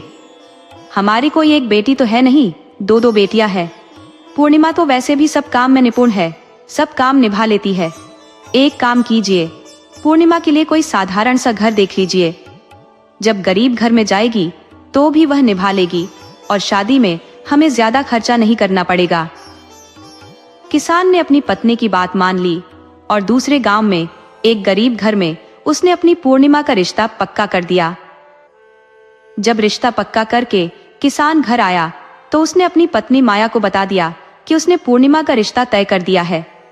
यह सुनकर माया बहुत खुश हुई। वह बोली, जी देखिए, मेरी एक बात और मान लीजिए, आप अमावस्या का रिश्ता किसी अच्छे घर में कर दीजिए, क्योंकि अमावस्या बहुत नटखट है, कम खर्च में यह घर खर्च भी नहीं चला सकती। इसके लिए तो कोई अच्छा घर होना चाहिए। और एक काम कीजिए, एक ही दिन दोनों बहनों की शादी कर देंगे, दोनों की बारात एक दिन आएगी, इस तरह हमारे बहुत से खर्चे बच जाएंगे। किसान को अपनी पत्नी माया की यह बात सही लगी और उसने दूसरे गांव में, जिसमें उसने अपनी बड़ी बेटी पूर्णिमा का रिश्ता तय किया था, उसी गांव में जाकर अपनी छोटी बेटी अमावस्या का रिश्ता एक सेठ के घर में कर दिया। सेठ के घर में रिश्ता तय करके वह घर आ गया। अब पूर्णिमा की सौतेली माँ माया बहुत खुश थी कि मेरी बेटी तो ठाठ से रहेगी और ये सौतेली बेटी पूर्णिमा दुख भोगेगी। लेकिन उसकी भाभी को यह बड़ा अजीब लगा। वह कहने लगी, ये आपने सही नहीं किया। लेकिन सास की डांट के आगे बहू की नहीं चलती थी, इसलिए वह चुप होकर रह गई, कुछ भी नहीं कह सकी। दोनों की बारात एक ही दिन आ गई। अमावस्या के लिए तो सेठ और सेठानी के घर से अच्छी खासी बारात आई थी। किसान और उसकी पत्नी ने जो भी उन पर बना अपनी हैसियत से बढ़कर अमावस्या को दहेज दिया, लेकिन बेचारी पूर्णिमा को उन्होंने ऐसे ही विदा कर दिया। बिना माँ की बेटी वहां से विदा होकर अपने ससुराल आ गई। ससुराल में आकर पूर्णिमा ने अपने अच्छे व्यवहार से अपने ससुराल में सबका दिल जीत लिया। वे लोग गरीब जरूर थे, लेकिन दिल से पूर्णिमा को अपनाते थे। पूर्णिमा अपने घर में बड़ों की इज्जत करती, सास ससुर का ख्याल रखती और अपने पति का भी पूरा ध्यान रखती थी। घर का पूरा काम करती। गरीब होने के बावजूद पूर्णिमा के घर में सुख शांति थी। वह दोनों समय पूजा पाठ करती। कहते हैं, गरीब थे तो थोड़े में भी गुजारा कर लेती थी।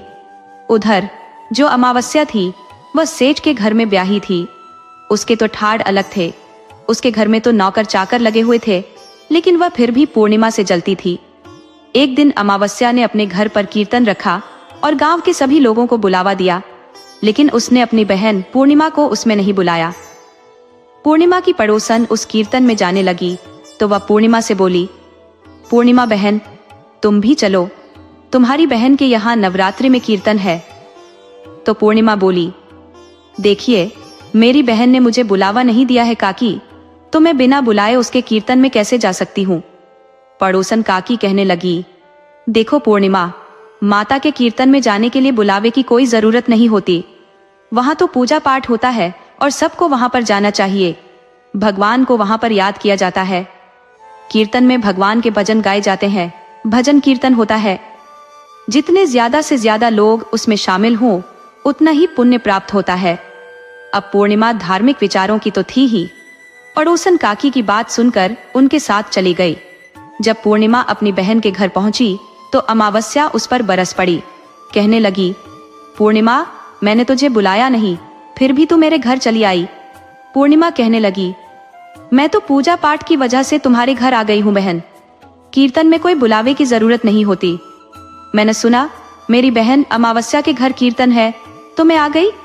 मुझे अच्छा लगा कि मैं तुम्हारे घर आ गई हूँ। तो अमावस्या कहने लगी, मैंने तुम्हें बुलाया नहीं, तुम कैसे मुंह उठाकर मेरे घर आ गई हो।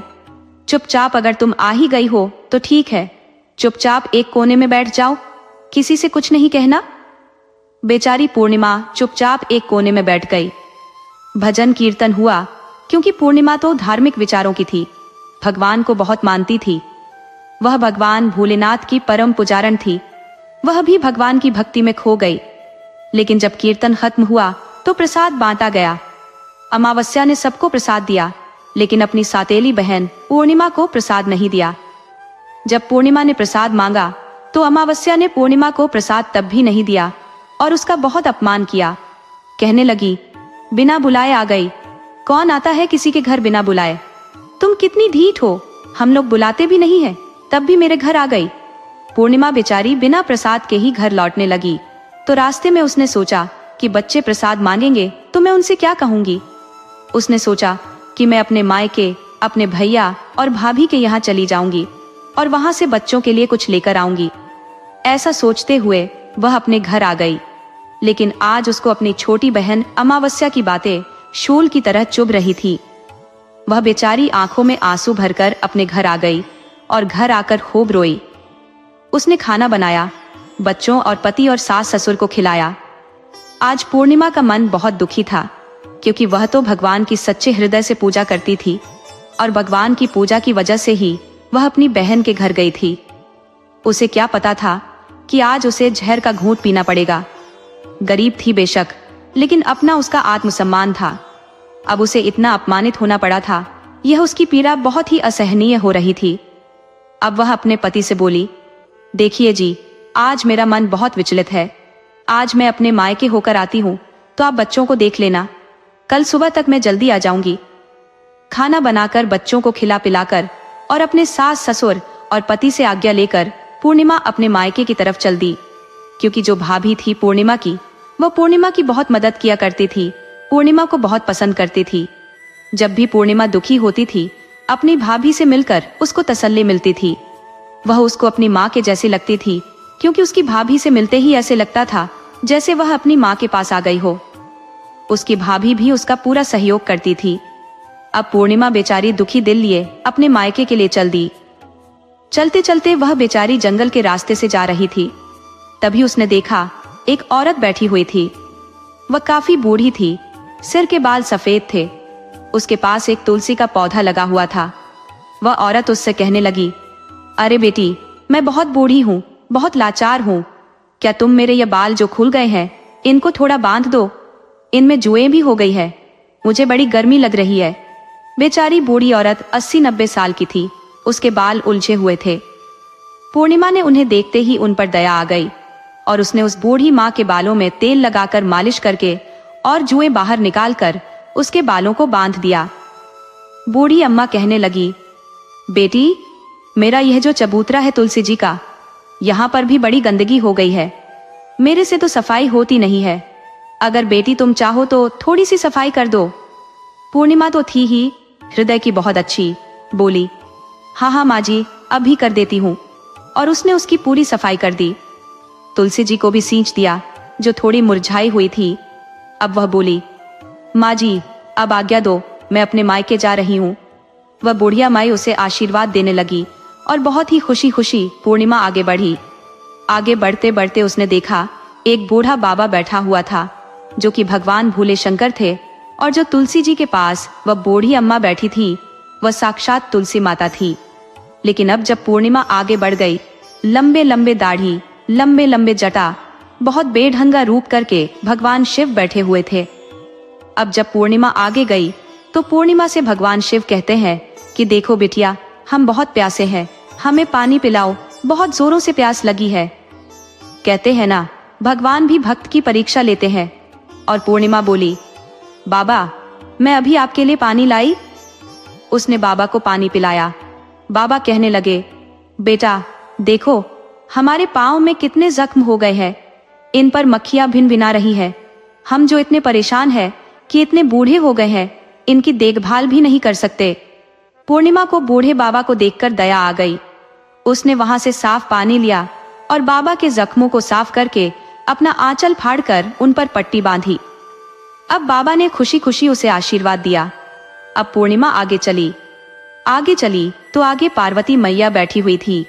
वहां पर ही एक मंदिर था।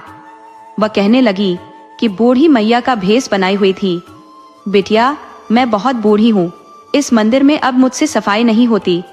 देखना मंदिर में कितनी गंदगी फैली है। अगर बेटी तुम चाहो तो इस मंदिर की थोड़ी सी सफाई कर दो। पूर्णिमा उस बूढ़ी माई के कहने से पूरे मंदिर की सफाई कर दी। झाड़ू पोंछा लगा दिया, बूढ़ी मैया के हाथ पैर भी दबा दिए, उन्हें पानी पिलाया और खुशी खुशी फिर आगे चल दी। अब उसके गांव पहुंचने के लिए रास्ते में गंगा नदी पड़ती थी। गंगा नदी उसे पार करनी थी। वहां पर भी उसे एक बूढ़ी माई मिली, जो कि साक्षात गंगा मैया थी। गंगा मैया बैठी हुई थी, बहुत ही बेढंगा रूप करे हुए बूढ़ी सी गंगा मैया थी। गंगा मैया बोली, बिटिया देखना, मेरे सिर में बहुत जुएं पड़ गई है, मेरे से देखा भी नहीं जाता है, ना ही मेरे से साफ सफाई होती है।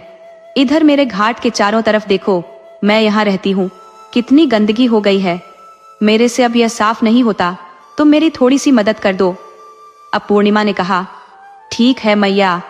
और उसने जो गंदगी घाट की साफ कर दी और जो गंगा मैया के बालों से जुएं निकाल दी और उन्हें नहला धुलाकर उनकी झोपड़ी में बिठा दिया। अब गंगा मैया से बोली कि गंगा मैया, अब मैं जो जाती हूँ, मैं आज अपने मायके जा रही थी। और तब गंगा मैया बोली, बेटी तुम नदी पार कैसे करोगी? तभी नदी में एक नाव थी। गंगा मैया ने कहा, बेटी तुम एक काम करो, नाव से चली जाओ। और इससे पार होकर वह अपने भाभी से मिलने आ गई, क्योंकि नदी पार करने के लिए उसे नाव मिल गई थी। लेकिन अब अपने और अमावस्या के बारे में उसने कोई भी बात अपनी भाभी को नहीं बताई कि कैसे अमावस्या ने उसका अपमान किया है। अब पूर्णिमा अपने भाभी से मिली, भतीजे भतीजों के साथ खुश हुई और अपने पिता से मिली, अपनी सौतेली माँ से भी मिली। सौतेली माँ तो उसे देखते ही नाक भौं सिकोड़ने लगी और उसे ताने सुनाने लगी। पति के घर भी नहीं निभाती है, जब चाहो मुंह उठाकर चली आती है। लेकिन उसकी भाभी बोली, कोई बात नहीं माँ जी, बेटी तो अपने मायके आती है और ये हमारे पास नहीं आएगी तो कहाँ जाएगी। उसने अपनी भाभी का पूर्णिमा ने सारा काम करवाया। साथ मिलकर भाभी ने के साथ खाना बनवाया। भाभी ने खुशी खुशी ननद का हालचाल पूछा। ननद भी बड़ी खुश हुई अपनी भाभी से मिलकर, क्योंकि वह बहुत दुखी थी मायके जाकर। अब पूर्णिमा का मन बदल गया था। जब अगले दिन पूर्णिमा बोली, भाभी अब मुझे विदा दीजिए, अब मैं अपने घर जाती हूँ। तुमसे मिलकर मुझे बहुत अच्छा लगा, मेरे मन का बोझ उतर गया। लेकिन फिर भी पूर्णिमा ने अमावस्या ने उसका जो अपमान किया था, वह वाली बात अपनी भाभी को नहीं बताई। जाते समय कहते हैं, मायके से बेटी कभी खाली नहीं जाती। मायके से आती है तो उसके साथ भैया भाभी ने भेंट स्वरूप अपनी बहन को एक थैले में कुछ सामान दे दिया। उस थैले को लेकर पूर्णिमा खुशी खुशी चल दी। चलते चलते फिर वह उसी गंगा नदी पर आई जहां गंगा मैया बैठी हुई थी। गंगा मैया कहने लगी, अरे बिटिया, तुम तो वही हो जिसने कल मेरी बड़ी मदद की थी। बेटी, मेरे पास ये थोड़ी सी रेत से भरा थैला है, ये ले जा। और पूर्णिमा ने पल्लू पसार लिया, बोली, मैया आशीर्वाद में जो तुम दोगी मुझे वह मंजूर है। गंगा मैया ने अपनी रेत उठाई और पूर्णिमा की आंचल में रख दी। वह लेकर पूर्णिमा आगे बढ़ी। आगे चली तो उसे पार्वती मैया मंदिर के पास मिली और कहने लगी, अरे बेटी, तुम तो कल वाली बिटिया हो ना जाने तुम जैसी बिटिया सच्चे हृदय वाली जिसने मेरी इतनी मदद की। इतने लोग आते हैं, कोई हमें पूछते भी नहीं है और कितनी गंदगी करके निकल जाते हैं। ले बेटी, मेरे पास तो कुछ नहीं है, ये जो हवन कुंड के अंगारे हैं इन्हें ही ले जा। अब उसने आंचल फैला दिया। पूर्णिमा के आंचल में जो अंगारे रखे हुए थे, कोयले बुझे हुए, वे माता रानी ने उसके थैले में डाल दिए। वह कोयले लेकर आगे चल दी। आगे भगवान शिव जो कोड़ी के रूप में बैठे हुए थे, बूढ़े बाबा के, जिनके जख्म हो रहे थे, वे पूर्णिमा को देखकर बोले, अरे बिटिया, तुम तो कल वाली बिटिया हो, देखो मेरे जख्म कितने ठीक हो गए हैं। बेटा, मैं तो पूरी तरह बहुत अच्छा महसूस कर रहा हूँ, बहुत मुझे राहत मिली है। और बेटी, मेरे पास तो कुछ नहीं है, ये थोड़ी सी बबूत है, ये ले लो। पूर्णिमा ने अपना आंचल पसार दिया और भोले बाबा ने उसमें अपनी बबूत एक थैले में भर दी और पूर्णिमा खुशी खुशी लेकर अपने घर जा रही थी। रास्ते में फिर वही तुलसी का चौरा पड़ा। वही बुढ़िया मिली जिसके सफेद बाल थे। वह बोली, अरे बिटिया, तुम तो कल वाली बिटिया हो। तब वह कहने लगी, पूर्णिमा, हाँ मैया, मैं अपने मायके से मिलकर आ रही हूँ। तब बूढ़ी अम्मा बोली, बिटिया देखो, मेरी तुलसी भी कितनी लहलहा रही है। कल तुमने इसे सींच दिया था और देखो तुमने मेरी इतनी सेवा की। बेटी, मेरे पास तो तुम्हें देने को कुछ नहीं है। उसने थोड़ी सी तुलसी की मंजरी तोड़ी और पूर्णिमा को दे दी। पूर्णिमा ने भी अपना आंचल पसार कर उनको ले लिया और थैले में रखकर अपने घर को चल दी। घर जाकर उसने सबकी पोटली बनाई और घर के एक कोने में रख दी, क्योंकि घर पहुंचते पहुंचते शाम हो गई थी। तब वह अपने घर जाकर अपने काम में लग गई। बच्चों के लिए उसने खाना बनाया, घर की साफ सफाई की, अपने सास ससुर को खाना बनाकर खिलाया, पति को खिलाया, बच्चों को खिलाया और खुद भी खाकर सो गई। सुबह जब पूर्णिमा उठी तो सबसे पहले अपने मायके का थैला खोलकर देखा तो उसमें बच्चों के लिए अच्छे अच्छे कपड़े, बच्चों के खाने पीने की चीजें और कुछ कपड़े पूर्णिमा और उसके पति के लिए थे। अपने बच्चों को उसने नए नए कपड़े दिए और खाने पीने की चीजें दी तो बच्चे बहुत खुश हुए। अब पूर्णिमा ने दूसरा थैला खोला जो उसे गंगा मैया ने दिया था, जिसमें रेत भरी हुई थी। अब उसमें सोना और चांदी भरा हुआ था। अब पूर्णिमा ने फिर तीसरा थैला खोला जो उसे माता पार्वती ने दिया था, जिसमें कोयले भरे हुए थे, तो उसमें तो हीरे जवाहरात और कीमती मोतियों से भरा हुआ था। पूर्णिमा ने जब चौथा थैला खोला जो भगवान शिव ने उसे दिया था, जिसमें राख बभूति भरी हुई थी, अब उसमें तो देखा ढेर सारे सोने के सिक्के भरे हुए हैं। पूर्णिमा ने जब पांचवा थैला खोला जो उसे तुलसी मैया ने दिया था, जिसमें तुलसी की मंजरी भरी हुई थी, उसमें चावल दाल के साथ कई प्रकार का अनाज भरा हुआ था। अब पूर्णिमा के घर में किसी भी चीज की कोई कमी नहीं थी। उसका घर धन धान्य से परिपूर्ण हो गया। अब पूर्णिमा और उसका परिवार खुशी खुशी रहने लगा। अब पूर्णिमा के मन में विचार आया, क्यों ना मैं भी अपने घर नवरात्रि का कीर्तन कराऊं और नवरात्रि का कार्यक्रम रखूं, क्योंकि नवरात्र चल रहे हैं और पूर्णिमा ने व्रत रखा हुआ था। पूर्णिमा ने गांव से सभी औरतों को बुलाया, अपनी बहन अमावस्या के घर भी गई अपनी बहन को बुलाने के लिए। अब अमावस्या अपनी बहन के घर नवरात्रि में आई तो उसने देखा पूर्णिमा के घर किसी चीज की कमी नहीं है, और इतनी धन दौलत देखकर अमावस्या आश्चर्यचकित रह गई। और उसने अपनी बड़ी बहन पूर्णिमा से कहा कि पूर्णिमा, तुम्हारे घर में इतनी धन दौलत कैसे आई? पूर्णिमा ने कहा, देखो बहन अमावस्या, तुमने अपने घर नवरात्रि कीर्तन रखा था, उसमें मुझे तुमने नहीं बुलाया। मैं बिन बुलाए तुम्हारे घर आई और तुमने भगवान माता रानी का प्रसाद तक मुझे नहीं दिया, और तुमने मेरी गरीबी का बहुत मजाक उड़ाया। उसके बाद जब मैं अपने घर आ रही थी तो रास्ते में मेरे मन में विचार आया कि घर पर बच्चे जब प्रसाद मानेंगे तो मैं उन्हें क्या कहूंगी। इसलिए मैंने सोचा कि मैं अपने मायके आऊंगी, और मैं अपने मायके चली गई। और जो कुछ भी घटना हुई वह सब पूर्णिमा ने अमावस्या को बता दी। तब अमावस्या ने पूर्णिमा से कहा कि देखो पूर्णिमा, तुम भी मुझे प्रसाद मत दो, मुझे डांटो, मेरा अपमान करो। लेकिन पूर्णिमा ने कहा कि देखो अमावस्या, यह तो माता रानी का प्रसाद है, मैं तो सबको दूंगी और तुम्हें भी दूंगी। फिर अमावस्या ने प्रसाद नहीं लिया, वह सीधे अपने घर चली गई। जाकर अपने पति से कहने लगी, देखो जी, मुझसे लड़ाई करो, मुझे मारो। अब वह कहने लगा, अरे अमावस्या, तुम क्या कह रही हो? तो वह कहने लगी, कुछ नहीं, मुझे मारो। उसके पति ने उसमें 2-4 चांटे जड़ दिए। वह रूस मटक के अपने मायके अपने घर चल दी। चलते चलते उसे भी तुलसी मैया के पास वह बूढ़ी औरत मिली।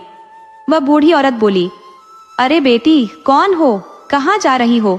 जरा देख, मेरे बाल कितने उलझ गए हैं और मेरा तुलसी जी का पौधा भी सूख रहा है, जरा इसे सींच दे बिटिया। अमावस्या तो थी ही घमंडी औरत, वह किसकी सुनने वाली थी। वह कहने लगी, अरे मेरे पास फालतू के कामों के लिए समय नहीं है, और जल्दी आगे बढ़ी। फिर आगे बढ़ी तो कोड़ी के रूप में भगवान शिव बैठे हुए मिले। भगवान शिव कहने लगे, अरे बिटिया, मेरे जख्मों पर देख, बड़ी मक्खियां बैठ रही है, जरा इनको उड़ा दे। अब अमावस्या नाक मुंह सिकोड़ते हुए बोली, अरे बाबा, तुमसे तो मुझे इतनी घिन आ रही है, इतने जख्म तुम्हें हो रहे हैं, दूर रहो, कहीं मुझे भी यह रोग न लग जाए। और वह उसे भी अनसुना करके और 2-4 बातें सुनाकर आगे बढ़ गई। आगे पार्वती मैया मिली और बोली, बेटी, मेरे सिर में जुएं पड़ गई है, जरा देख दे और मेरे मंदिर की थोड़ी सफाई कर दे। अमावस्या बोली, मैं फालतू के काम नहीं करती किसी के, मुझे देर हो रही है घर जाने के लिए। उसने उनका भी कहना नहीं माना, कोई काम नहीं किया और आगे बढ़ गई। सामने उन्हें गंगा मैया मिली। गंगा मैया ने भी कहा, बेटी, मेरे घाट की सफाई कर दे, मेरा सिर देख दे, बड़ी खुजली हो रही है। उसने कहा, देख बुढ़िया, मुझे समय नहीं है, मैं किसी अच्छे काम के लिए जा रही हूँ, मुझे टोको मत। और वह गंगा जी पार करके अपने मायके पहुंच गई। अपनी भाभी से मिली। कुछ समय बाद माँ के पास जाकर बैठ गई और कहने लगी, पूर्णिमा की चुगलियां करने लगी। माँ, यहाँ पूर्णिमा आई थी ना? तो भाभी ने उसे बहुत कुछ दे दिया, उसके घर को इतना भर दिया है कि उसके तो दिन ही बदल गए हैं। पूर्णिमा ने अपनी माँ और उसकी भाभी की लड़ाई करवा दी घर में। अब वह कहने लगी, माँ जी, बहू बोली, मैंने तो एक थैले में साड़ी के अलावा पूर्णिमा को कुछ नहीं दिया। तब वह माँ बेटी बहू से लड़ने लगी, क्योंकि माँ तो अपनी बेटी के पक्ष में आ गई थी और उसकी माँ माया ने अपनी बहू के साथ काफी झगड़ा किया। वह कहने लगी, बहू, हम क्या दे सकते हैं, वह तो उसकी किस्मत है माँ जी, उसके कर्म है, वह अच्छे कर्म करती है, इसलिए भगवान ने पूर्णिमा की सुनी है। लेकिन उसको कहाँ चैन पड़ता था अमावस्या को, उसने खूब झगड़ा करवाया। जब वह वहां से विदा होने लगी तो कहने लगी, मुझे साड़ी तो दे दो। तब उसकी भाभी कहने लगी, दीदी, तुम्हारे लायक मेरे पास कोई साड़ी नहीं है, तुम्हें मैं क्या साड़ी दूंगी, कल से आई हो तब से तो तुमने मेरे घर में झगड़ा करवा रखा है। अमावस्या की माँ ने उसे कई कई साड़ियां दी, क्योंकि माँ थी उसकी तो, और बोली, बेटी, तुझे जो जरूरत हो तू मुझसे कह, क्यों इससे कह रही है, ये तो पूर्णिमा को ही देगी, इसे अपनी ननद नहीं लगती, इसे तो वही ननद लगती है। तरह तरह के ताने अमावस्या अपनी भाभी को सुनाकर वहां से चल दी। चलते चलते गंगा मैया बोली, अरे बेटी, ले, मेरे पास थोड़ी सी रेत है, ले जा। वह बोली, रेत देगी? तभी उसे याद आया कि पूर्णिमा को भी रेत दी थी। उसने अपनी झोली में रेत ले ली और चल दी। आगे आगे गई तो वहां पर माता पार्वती मिली। माता पार्वती बोली, बेटी ले, मेरे पास तो ये अंगारे हैं, ले जा। तो वह बोली, तुमने मेरी बहन को भी तो दिए थे, तो तू भी ले जा। उसे भी दे दिए।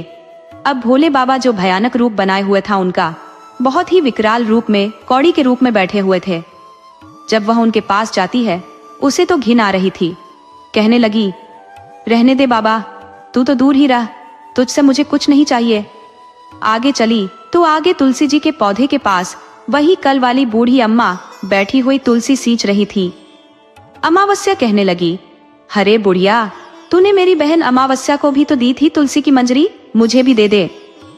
अब बूढ़ी माई ने तुलसी जी की मंजरी उसे भी दे दी और वह उन्हें लेकर अपने घर आ गई।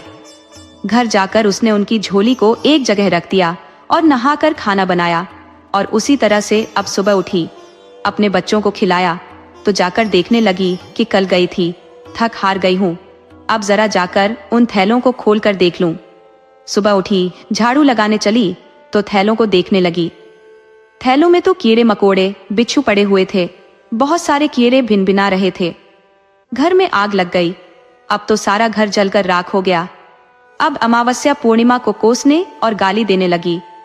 अब पता ना उस पूर्णिमा ने कौन सा जादू टोना करवा दिया, अपने घर में तो इतनी सुख सुविधाएं हो गई और मेरा घर जल गया। तब वह कहने लगी, पूर्णिमा, यह तो तेरे लालच का फल है। पूर्णिमा तो पूजा पाठ करने वाली एक धार्मिक औरत है और वह बहुत ही संस्कारी है, पूजा पाठ करती है, सबके दुख सुख में साथ रहती है। तूने जो किया वह लोभ के कारण किया, इसलिए तेरे साथ भगवान ने ऐसा किया, तुझे सजा दी। अब तू इससे सबक ले और अपने आने वाले समय में तू अच्छी बन और अपनी बहन पूर्णिमा जैसा व्यवहार कर, तो तेरे भी दिन सुधर जाएंगे। लालच करना बुरी बात है। तूने जो किया, तेरे घर में इतना माल भंडारे भरे हुए थे, फिर भी तुझे लालच की पड़ी हुई थी। वह बेचारी पूर्णिमा गरीब थी, वह सबके दुख सुख में साथ होती है, इसलिए भगवान ने उसकी सुन ली।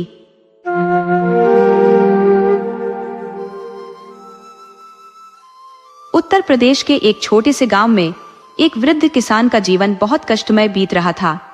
उसकी संपत्ति तो नाम मात्र की थी, परंतु 2 पुत्रों का बोझ उसकी आत्मा को और भी भारी बना रहा था। बड़ा पुत्र जन्मजात नेत्रहीन था और छोटा पुत्र न केवल अनपढ़ था, बल्कि आलस्य का प्रतीक भी था, जो किसी भी प्रकार का कार्य करने से कतराता था।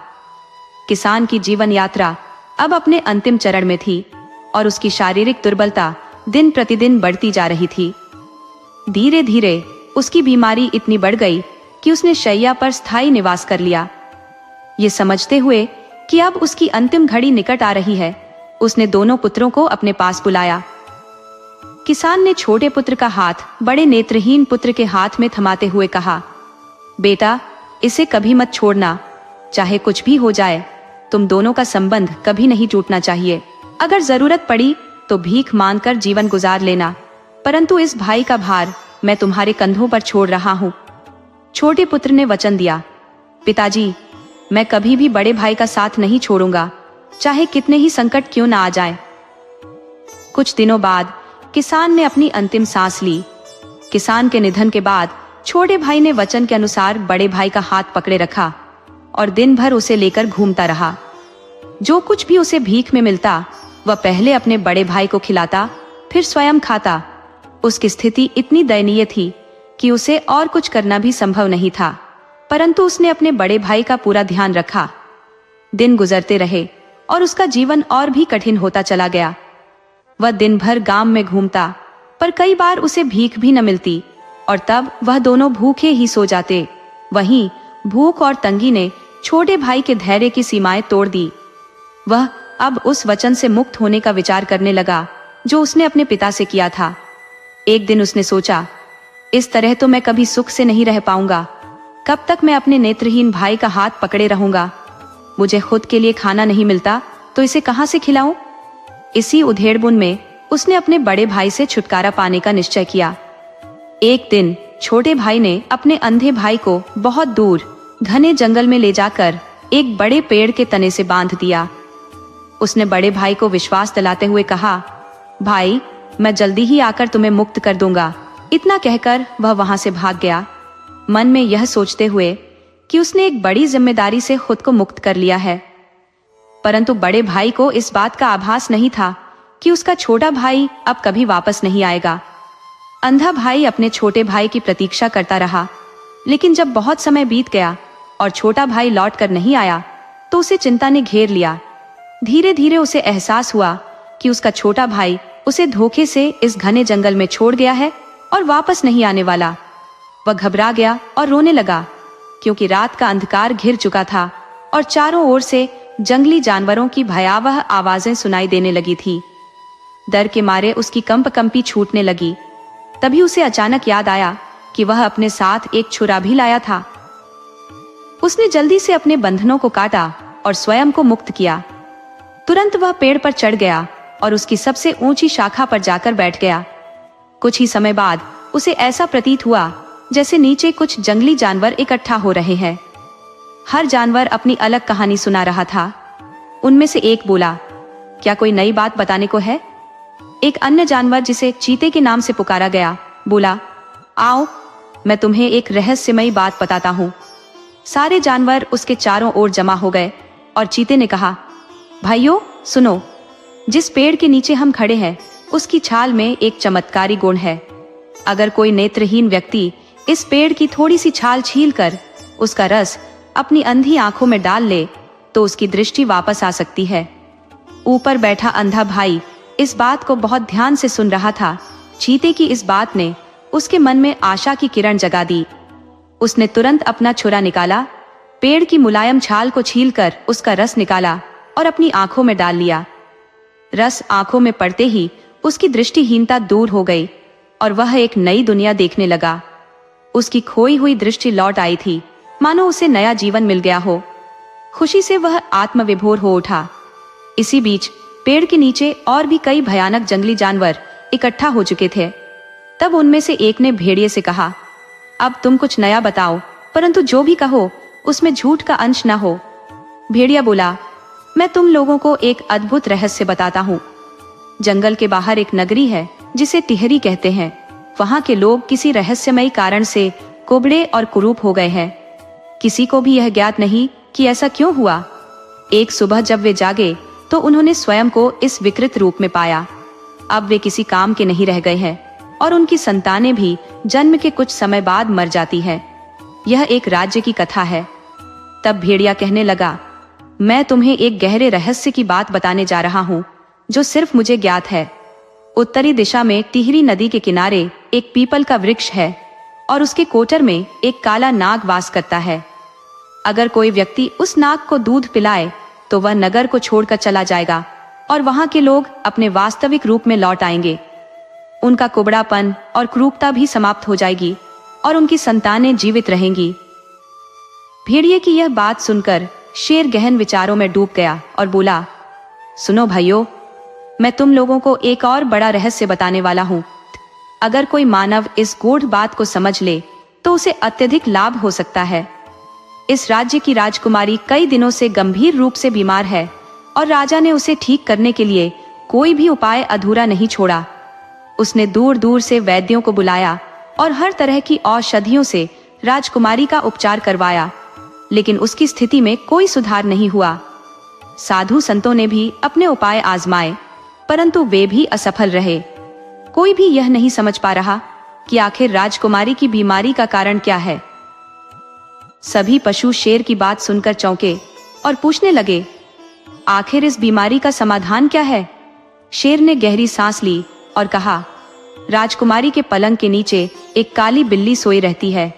किसी को उसकी उपस्थिति का आभास नहीं है। अगर कोई व्यक्ति उस बिल्ली को वहां से हटा दे तो राजकुमारी उसी क्षण ठीक हो जाएगी। ये सुनकर सभी पशु आश्चर्यचकित हो गए और बोले, यह तो अनोखी बात है। अगर हम मनुष्य होते तो निश्चित ही इस रहस्य से लाभ उठा सकते थे। वे बातें करते रहे और धीरे धीरे सुबह होने लगी। एक एक करके सभी जानवर अपने अपने रास्तों पर चल दिए। अंधा बड़ा भाई, जो वृक्ष की सबसे ऊंची शाखा पर बैठा हुआ था, पूरे समय जानवरों की बातें सुन रहा था। अब उसकी दृष्टि लौट आई थी। उसने देखा कि सभी जानवर चले गए हैं, तो वह नीचे उतरा और सीधा उस नगर की ओर बढ़ चला जहां रहस्यमय बदलाव की घटना घटी थी। वहां के लोग अपने कुरूप और कुबड़े रूप से अत्यधिक दुखी थे। वे इस अवस्था में कोई भी काम करने में असमर्थ थे, जिससे अनाज की कमी भी होने लगी थी। बड़ा भाई तेजी से नगर में प्रवेश किया और वहां के लोगों से पूछा, तुम सब इतने कुबड़े और विकृत क्यों हो गए हो? लोगों ने जवाब दिया, हमें कुछ भी पता नहीं है। एक दिन हम सोकर उठे और खुद को इस अजीब रूप में पाया। हमारी संतानें भी जीवित नहीं रहती। तब अंधा भाई बोला, अगर मैं तुम्हारी इस समस्या को दूर कर दूं, तो तुम मुझे क्या इनाम दोगे? एक व्यक्ति ने उत्तर दिया, यदि तुम हमें इस अजीबोगरीब रोग से मुक्त करा दो, तो इससे बड़ी खुशी की कोई बात नहीं होगी। तुम जितना भी धन चाहो ले सकते हो। अंधा भाई ने कहा, ठीक है, अब तुम सब अपने अपने घर जाओ। कल सुबह तक तुम सभी इस बीमारी से मुक्त हो जाओगे। लोग उसकी बातों से बहुत प्रभावित हो चुके थे। लोग आश्चर्यचकित थे और मन ही मन सोच रहे थे, ये लड़का कैसे हमें इस भयानक रोग से मुक्त कर पाएगा? सभी के मन में शंका उठ रही थी, लेकिन धीरे धीरे सब अपने अपने घरों को लौट गए। जब सभी लोग चले गए, तब अंधा बड़ा भाई, जिसने अब दृष्टि पाली थी, बाजार से एक बड़ा बर्तन लेकर दूध भरने निकल पड़ा और उत्तर दिशा की ओर बढ़ चला। चलते चलते शाम होते होते वह टिहरी नदी के किनारे पहुंचा, जहां एक विशाल पीपल का वृक्ष खड़ा था। उसने उस वृक्ष के नीचे दूध का बर्तन रख दिया और हाथ जोड़कर बैठ गया। कुछ ही देर बाद उस वृक्ष के कोटर से एक बड़ा काला सांप बाहर निकला। सांप धीरे धीरे उतरते हुए आया और सारा दूध पी लिया। इसके बाद वह सांप चुपचाप एक ओर चला गया। लड़के ने सांप को जाते देखा और उसके चेहरे पर एक प्रसन्नता छा गई। अब वह शहर की ओर लौट पड़ा और चलते चलते सुबह तक वह शहर के बीचों बीच पहुंच गया। शहर में सुबह होते ही लोग अपने पुराने रूप में लौट आए थे। उनका कुबड़ापन और कुरूपता समाप्त हो गई थी और जनता खुशी से झूम उठी। उन्होंने उस लड़के का स्वागत करते हुए उसकी खूब आवभगत की। अंधा भाई, जो अब दृष्टि पा चुका था, अपनी मनचाही धनराशि लेकर वहां से चल पड़ा। अब उसका उद्देश्य राजमहल में पहुंचना था, जहां राजकुमारी कई दिनों से मूर्छित अवस्था में पड़ी थी। जब वह राजमहल के द्वार पर पहुंचा तो संतरी खड़ा था। लड़के ने संतरी से पूछा, तुम इतने दुखी क्यों हो? क्या राजा पर कोई विपत्ति आ पड़ी है? संतरी बोला, तुम्हें क्या नहीं पता? राजकुमारी कई दिनों से गंभीर रूप से बीमार है और वैद्यों ने हर संभव प्रयास कर लिया, लेकिन कोई फायदा नहीं हुआ। वह मृत्यु से संघर्ष कर रही है और राजा व पूरी जनता अत्यधिक दुखी है। लड़का कहने लगा, अगर मैं राजकुमारी को ठीक कर दूं तो क्या इनाम मिलेगा? संतरी बोला, जाकर राजा से पूछ लो। तभी वहां खड़े साधु संत और वैद्य लड़के की ओर देखकर बोले, तुम मूर्ख हो, क्या तुम्हें अपनी जान की चिंता नहीं है? इतने बड़े विद्वान जब राजकुमारी को ठीक नहीं कर पाए तो तुम क्या कर लोगे? लड़का, जो अब देख सकता था, मुस्कुराया और बोला, मुझे सिर्फ एक बार राजकुमारी को देखने का अवसर दे दो। राजमहल में शोर मच गया और राजा ने यह सुनकर उसे अंदर बुलाने का आदेश दिया। राजा सोचने लगा, क्या पता इस लड़के की दुआ या दवाई काम आ जाए। राजा ने लड़के को अंदर बुलाया और चेताया, अगर तुम असफल रहे तो तुम्हें सजा दी जाएगी। लड़के ने बिना किसी डर के जवाब दिया, मुझे यह मंजूर है, लेकिन अगर मैंने राजकुमारी को ठीक कर दिया तो क्या आप मेरी शादी उससे कर देंगे? राजा ने कुछ क्षण विचार किया और फिर सहमति दी। लड़का राजकुमारी के कमरे में गया और उसे बेहोशी की हालत में मुलायम बिस्तर पर लेटे हुए देखा। उसने पूरी सावधानी से राजकुमारी का निरीक्षण किया और फिर सभी को कमरे से बाहर जाने का आदेश दिया। दरवाजा बंद कर वह पलंग के नीचे झांका। वहां एक बड़ी सी काली बिल्ली चुपचाप बैठी हुई थी। लड़के ने बिना किसी हिचकिचाहट के उस बिल्ली को उठाया और खिड़की से बाहर फेंक दिया। उसी क्षण राजकुमारी हड़बड़ाकर उठ बैठी, मानो वह गहरी नींद से जागी हो। उसे ऐसा महसूस हुआ जैसे कुछ हुआ ही न हो। राजकुमारी के होश में आते ही यह समाचार पूरे महल में फैल गया और लोग कमरे में उमड़ पड़े। राजा और रानी खुशी से फूले नहीं समा रहे थे। अपनी बेटी को स्वस्थ देख उनके चेहरे खिल उठे। राजकुमारी ने हैरान होते हुए अपने पिता से पूछा, मुझे क्या हुआ था? राजा ने गंभीरता से उत्तर दिया, बेटी, तुम एक अजीबोगरीब बीमारी की चपेट में थी, किसी भी वैद्य या हकीम से तुम्हारा इलाज नहीं हो पाया। इस लड़के ने तुम्हें ठीक किया है, लेकिन इसकी एक शर्त थी कि अगर यह तुम्हें स्वस्थ कर देगा तो तुम्हें इससे विवाह करना होगा। राजकुमारी ने लड़के की ओर देखा। उसकी साहसिकता और रूप रंग से प्रभावित होकर वह भी मन ही मन उसे चाहने लगी। राजा ने धूमधाम से उनका विवाह कराया और अब वह भिखारी लड़का राजकुमार बन चुका था। राजकुमारी भी अब हमेशा के लिए उसकी हो चुकी थी। एक दिन राजकुमार अपनी नव विवाहित पत्नी को घोड़ा गाड़ी में बिठाकर सैर पर निकला। रास्ते में उसने अपने छोटे भाई को पैदल चलते देखा। राजकुमार ने गाड़ी रुकवाकर छोटे भाई के पास जाकर पूछा, अरे भाई, तुम यहाँ पैदल क्यों घूम रहे हो? छोटे भाई ने उत्तर दिया, तुम्हें इससे क्या? राजकुमार ने मुस्कुराते हुए फिर से पूछा, क्या तुम्हारा कोई भाई भी था? छोटा भाई बोला, हाँ, एक अंधा भाई था, पर शायद वह मर चुका है। यह सुनकर राजकुमार ने कहा, मैं ही तुम्हारा वही अंधा भाई हूँ जिसे तुमने घने जंगल में मरने के लिए छोड़ दिया था। मैं चाहूँ तो अभी तुम्हें सजा दे सकता हूँ, लेकिन मैं तुम्हारे जैसा नीच नहीं हूँ जो बदला लूं। राजकुमार ने छोटे भाई को अपनी पूरी कहानी सुनाई, कैसे उसकी आंखें ठीक हुई और कैसे उसने राजकुमारी की बीमारी का इलाज करके उससे विवाह किया। छोटा भाई भी यह सब सुनकर हतप्रभ रह गया। इसके बाद छोटा भाई सोचने लगा कि क्यों न वह भी उन पशुओं की बात सुनकर कुछ लाभ उठाए। वह उसी जंगल में गया और उसी पेड़ पर चढ़कर बैठ गया। धीरे धीरे जंगल के पशु वहां आकर इकट्ठा हो गए और आपस में बातें करने लगे। चीते ने कहा, आज की नई बात यह है कि एक अंधा आदमी यहाँ आकर हमारी बातें सुनकर चला गया और उसने अपनी आंखें भी ठीक कर ली। तभी भेड़िया बोला, हाँ, वह उसी नगर में गया जहाँ रहस्यमयी बदलाव हुआ था, जहाँ के लोग कुबड़े थे। उसने काले सांप को दूध पिलाकर लोगों को ठीक किया और बहुत सारा धन कमाया। शेर ने कहा, फिर वह राजमहल पहुंचा और राजकुमारी को ठीक करके उसका पति बन गया। उनकी बातें सुनते सुनते चील ने ऊपर देखा और चौंक कर बोली, पेड़ पर कोई सफेद चीज नजर आ रही है, शायद यह वही दुष्ट है, चलो इसे पकड़ो। ये सुनकर छोटा भाई घबरा गया। कुछ जानवर फौरन पेड़ पर चढ़े और उसे नीचे खींच लिया। सभी पशु उस पर झपट पड़े और अंततः उसका अंत कर दिया।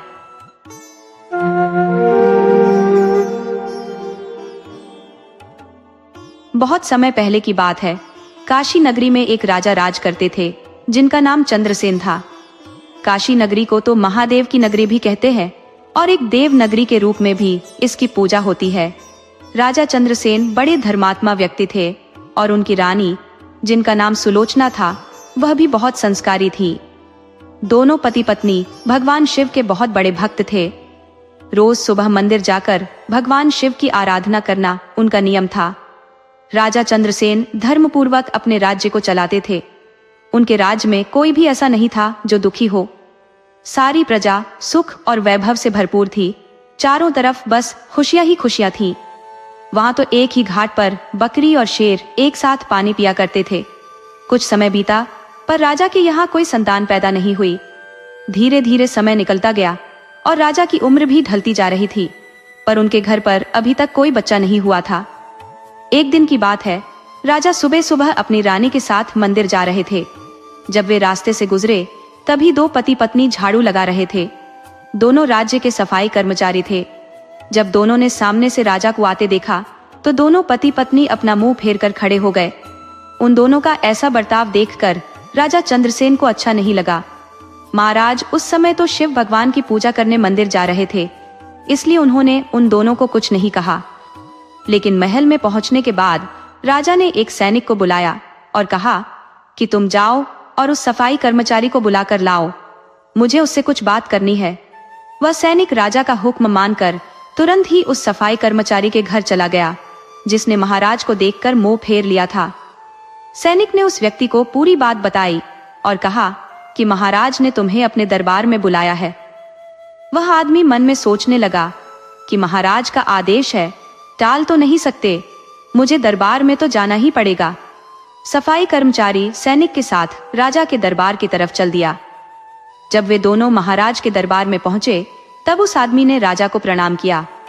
राजा कहने लगे, आप मुझे एक बात बताओ, आज सुबह मैं जब भगवान शिव के मंदिर में पूजा करने के लिए जा रहा था तब तुम दोनों पति पत्नी ने मुझे देखकर अपना मुंह फेर लिया था।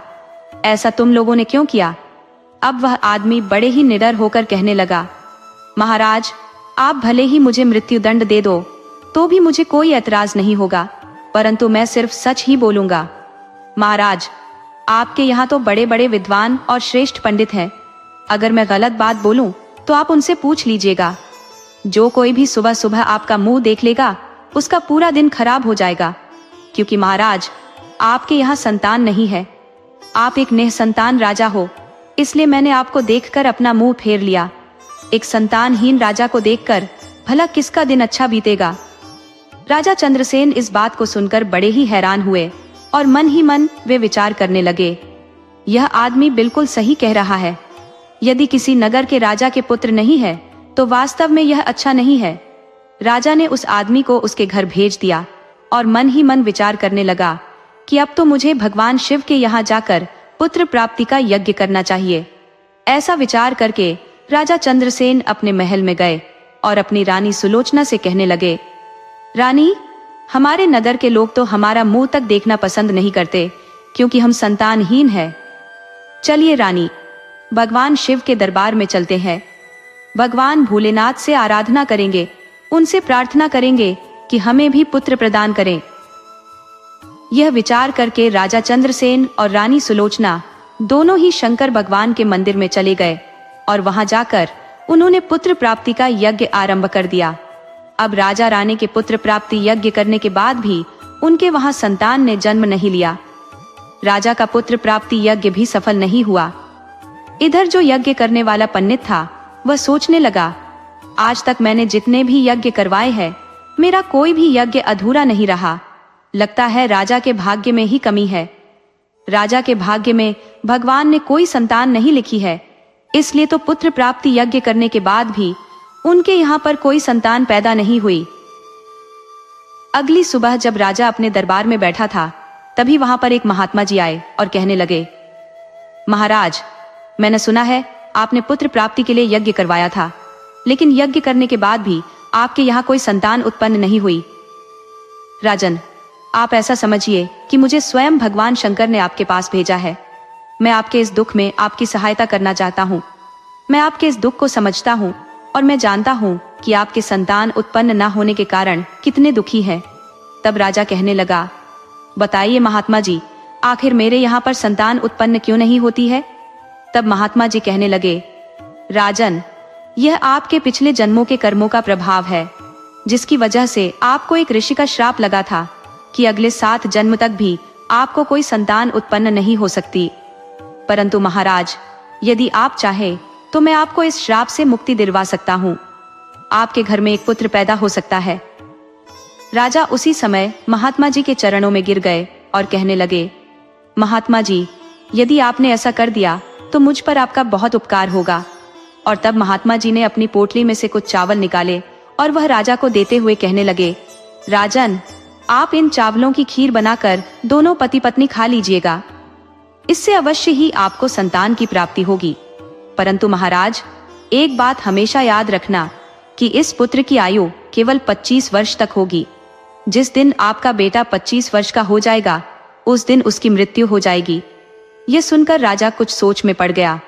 सोचने लगे, चलो 25 बरस ही सही, कम से कम संतानहीन होने का कलंक तो मिट जाएगा। राजा ने कहा, जो भी हो महात्मा जी, हमें पुत्र प्रदान कीजिए, क्योंकि गुणवान मनुष्य थोड़े ही समय में बहुत कुछ कर जाते हैं। जीवन भले ही थोड़ा हो, परंतु अच्छे कर्मों से युक्त होना चाहिए। ठीक है, महात्मा जी कहने लगे, राजन, तुम्हें पुत्र प्राप्ति अवश्य होगी। फिर वह महात्मा जी राजा को चावलों की पोटली देकर वहां से चले गए। राजा ने यह सूचना अपने राज पुरोहित जी और महारानी सुलोचना को भिजवा दी कि अब हमारे घर में बहुत जल्दी पुत्र पैदा होने वाला है। राजा और उसकी पत्नी उन चावलों की खीर बनाकर उन दोनों ने खा ली। अब धीरे धीरे समय बीता, रानी सुलोचना गर्भवती हो गई। ये देखकर राजा चंद्रसेन के घर में खुशी की लहर दौड़ गई। राजा बहुत ही प्रसन्न हुआ और पूरी काशी नगरी में उत्सव मनाया गया। फिर तय समय पर महाराज के यहाँ पर पुत्र ने जन्म लिया। पूरे नगर में आतिशबाजी की गई, पूरे नगर को सजाया गया। और राजा ने अपने पुत्र का नाम रखा रुद्रसेन। धीरे धीरे अब रुद्रसेन बड़ा होने लगा। राजकुमार अपने पिता की तरह धर्मात्मा और ईश्वर की भक्ति करने वाला था। राजा का पुत्र बड़ी ही तेजी से बड़ा होने लगा। धीरे धीरे समय गुजरता गया। अब राजा इस बात से प्रसन्न रहता था कि उसके यहाँ पर एक पुत्र है। अपने पुत्र के लाड प्यार में राजा एक बात भूल गया कि उसके पुत्र की आयु मात्र 25 वर्ष है। जब उसके बेटे की आयु 16 वर्ष की हो गई, तब उन्हीं दिनों की बात है। एक दिन दूसरे नगर का राजा, जो राजा चंद्रसेन से मिलने आया।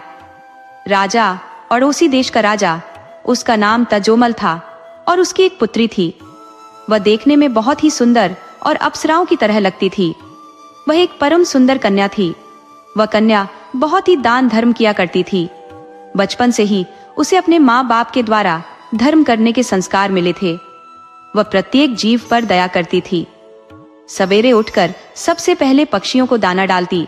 अपने द्वार पर आए हुए किसी भी भिक्षु या साधु संत को वह खाली हाथ नहीं लौटने देती थी और वह भूखे को भोजन करवाती थी। अब वह कन्या धीरे धीरे बड़ी हो रही थी। तब उसके पिता तजोमल को पता चला कि काशी के राजा चंद्रसेन के यहाँ पर उनका पुत्र रुद्रसेन है, जो अब युवा हो चला है और शादी के योग्य है। राजा ने सोचा, ऐसे धर्मात्मा और तेजस्वी लड़के के साथ अपनी बेटी का विवाह करना चाहिए। राजा ने अपनी बेटी का रिश्ता राजा चंद्रसेन के यहाँ पर पहुंचा दिया। राजा चंद्रसेन सोचने लगे कि मेरे पुत्र की आयु मात्र 25 वर्ष है, मुझे इसका विवाह कर देना चाहिए। अगर इसके यहाँ पर कोई पुत्र पैदा हो गया तो मेरा वंश आगे बढ़ता रहेगा। ऐसा विचार करके राजा चंद्रसेन ने अपने राजकुमार का रिश्ता उस कन्या के साथ तय कर दिया। कुछ समय के बाद ही राजकुमारी सुनैना और राजकुमार रुद्रसेन का विवाह हो गया। राजकुमारी सुनैना बहुत ही पतिव्रता स्त्री थी। उसका एक नियम था कि वह तब तक भोजन नहीं करती थी जब तक किसी भूखे प्राणी को भोजन नहीं करवा देती। धीरे धीरे समय गुजरता गया। इधर राजा चंद्रसेन को अब लगने लगा कि उसके पुत्र का अंतिम समय अब नजदीक आ रहा है, क्योंकि उसकी आयु अब पूरी होने वाली थी। राजा तो पहले से ही जानता था, क्योंकि महात्मा जी ने उन्हें सब कुछ पहले ही बता दिया था कि आपके पुत्र की आयु सिर्फ 25 वर्ष की होने वाली है। राजा ने यह बात किसी को नहीं बताई थी। धीरे धीरे अब राजा की चिंता बढ़ती जा रही थी। जैसे जैसे राजकुमार की उम्र बढ़ रही थी, वैसे वैसे ही राजा और ज्यादा चिंतित रहने लगा। जब राजकुमार की आयु में मात्र 4 दिन शेष रह गए, तो राजा अब सोचने लगा कि अब मैं क्या करूं? मेरा बेटा तो 4 दिन के बाद मर जाएगा। पुत्र मोह के कारण राजा बीमार रहने लगा। वह अपने बेटे की मृत्यु की बात को सबको बताकर उन्हें चिंतित नहीं करना चाहता था। अब तो राजा ने भोजन करना भी छोड़ दिया। इधर जब वह दिन आ गया जिस दिन राजा के पुत्र की मृत्यु होने वाली थी, उस दिन राजा सुबह से ही भगवान शिव के ध्यान में डूब गए और कहने लगे, हे प्रभु, मुझे पुत्र के जाने का दुख सहन करने की शक्ति दो। विधि के लेख को तो कोई नहीं बदल सकता, वह तो होकर ही रहेगा। उस राजकुमार की जो पत्नी थी, वह प्रतिदिन भूखे गरीबों को भोजन करवाया करती थी, पक्षियों को दाना चुगाया करती थी। रोज की तरह ही वह तो अपने धर्म कर्म के कामों में लगी हुई थी। इधर यमलोक में यमराज ने देखा कि आज राजकुमार रुद्रसेन की मृत्यु का दिन है, तो यमराज ने तुरंत अपने दूतों को आदेश दिया कि जाओ और अब से 1 घंटे के बाद तुम्हें राजकुमार रुद्रसेन के प्राण उसके शरीर से निकाल कर लाने हैं। इसके लिए तुम एक सर्प के पास जाकर उस सर्प से कहो कि राजकुमार की मृत्यु के लिए उसे प्रेरित करो, क्योंकि राजकुमार की मृत्यु सांप के डसने से होगी। जब उसे कोई सांप डसेगा तभी हम उसके प्राण हर सकते हैं। यमराज ने अपने दूतों से कहा कि जाओ और शीघ्रता से यह काम करो। 1 घंटे के अंदर ही राजकुमार के प्राणों को लेकर आना। यमराज की आज्ञा पाते ही यमदूत राजकुमार रुद्रसेन के प्राण लेने के लिए चल दिए। उधर यमराज की माया से प्रेरित होकर एक सांप के मन में विचार आया कि आज मुझे राजमहल में प्रवेश करना चाहिए और वहां पर घूमना चाहिए, देखना चाहिए कि राजमहल कैसा है। वह सांप घूमता घामता राजमहल में जा पहुंचा। अब क्योंकि वह सांप यमराज से प्रेरित था, इसलिए घूमता घूमता वह उस कमरे में जा पहुंचा जहां राजकुमार रुद्रसेन सोता था। वह जाकर राजकुमार के बिस्तर में सिमट कर बैठ गया। यमराज के दोनों दूत राजमहल के द्वार पर खड़े हो गए और समय के पूरा होने का इंतजार करने लगे। दोनों यमदूत सोचने लगे कि 1 घंटे का समय कब होगा और कब वह सांप राजकुमार को डसेगा, तब हम उसके प्राणों को लेकर यमलोक को चले जाएंगे। जब वे दोनों दूत यह विचार कर रहे थे, तभी ऐसा हुआ कि किसी दूसरे गांव में एक गरीब व्यक्ति रहता था। उसने समय रहते अपनी पुत्री का विवाह कर दिया था, परंतु उसकी पुत्री का जो पति था वह बहुत ही शराब पीता था, जुआ खेलता था और वेश्यागमन भी करता था। इसलिए उस गरीब आदमी की पुत्री हमेशा परेशान रहती थी। उसका पति उसकी गरीब आदमी की पुत्री को मारता पीटता था और उसे घर से निकालना चाहता था। यह गरीब की पुत्री जब तक अपने पति के साथ कुछ समय तक रही थी, तब वह गर्भवती हो गई। एक दिन उस पुत्री ने अपने पति की मारपीट से तंग आकर अपने पिता के घर में शरण ली और कहने लगी, पिताजी, आज के बाद मैं अपने पति के घर नहीं जाऊंगी। अब उस पुत्री का पिता बूढ़ा हो चुका था, उसकी कुछ कमाई नहीं हो पाती थी, इसलिए वह बेचारा भिक्षा मांगकर गुजारा करता था। भिक्षा मांगकर वह तीनों प्राणियों का पेट पालता था। समय पूरा हुआ तो उसकी पुत्री ने एक बेटे को जन्म दिया। अब उसे बहुत तेज भूख लग रही थी। उसे भोजन की आवश्यकता थी, क्योंकि प्रसव काल की जो भूख होती है वह बहुत ही तेज होती है। वह अपने पिता से भोजन मांगती है, परंतु बेचारा गरीब ब्राह्मण भोजन लाने के लिए आसपास के गांव में जाता है, लेकिन उसके रोज रोज मांगने के कारण उसको लोग भिक्षा नहीं देते।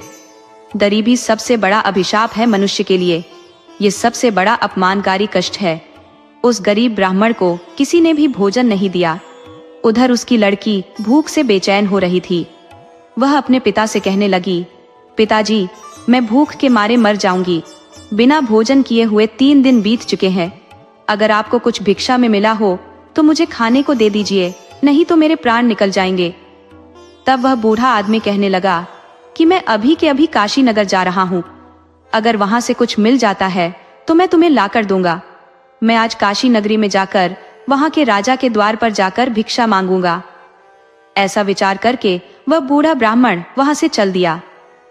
इधर राजकुमार रुद्रसेन की पत्नी सुनैना वह रोजाना भूखे गरीबों को भोजन करवाती थी। उस दिन महाराज बीमार पड़े हुए थे, क्योंकि पुत्र मोह के कारण वह बहुत ही चिंता में थे। वह अपने कक्ष में थे, इसलिए आज सुनैना ने गरीबों को भोजन नहीं करवाया, परंतु उसने अपने पति के लिए भोजन बनाया और भोजन का थाल सजाकर रख दिया कि जब उसका पति आएगा तो वह उसे भोजन करवाएगी, क्योंकि उसका पति अपने पिता के पास बैठा हुआ था और अपने पिता की सेवा कर रहा था। इधर वह बूढ़ा ब्राह्मण महल के द्वार पर आ गया। उसे देखकर राजकुमार की पत्नी सुनैना ने उस बूढ़े ब्राह्मण पर दया आ गई। बूढ़े ब्राह्मण ने उसकी तरफ देखा और कहने लगा, बेटी, यदि मुझे इस समय कुछ भोजन मिल जाए तो तुम्हारा बड़ा ही उपकार होगा। रानी ने देखा कि यह कोई गरीब आदमी है और मुझसे भोजन मांग रहा है, परंतु यह भोजन तो मैंने अपने पति के लिए बनाया है। अगर मैं इसे इस ब्राह्मण को दे दूंगी तो मेरा पति क्या खाएगा? परंतु दूसरे ही पल उसके मन में विचार आया कि मेरे पति तो अभी आए भी नहीं है, वह तो अपने बीमार पिता के पास बैठे हैं। तब तक मैं यह भोजन इस गरीब ब्राह्मण को दे देती हूँ। जब मेरे पति वापस आएंगे तो उनके लिए मैं और भोजन बना दूंगी। ऐसा विचार करके रानी सुनैना ने अपने पति के लिए बनाया हुआ भोजन उस गरीब ब्राह्मण को दे दिया। भोजन का थाल लेकर वह गरीब ब्राह्मण जल्दी से चलता हुआ अपने गांव की तरफ निकल गया। भोजन लेकर वह अपने घर आया, क्योंकि उसकी पुत्री 3 दिन से भूखी थी।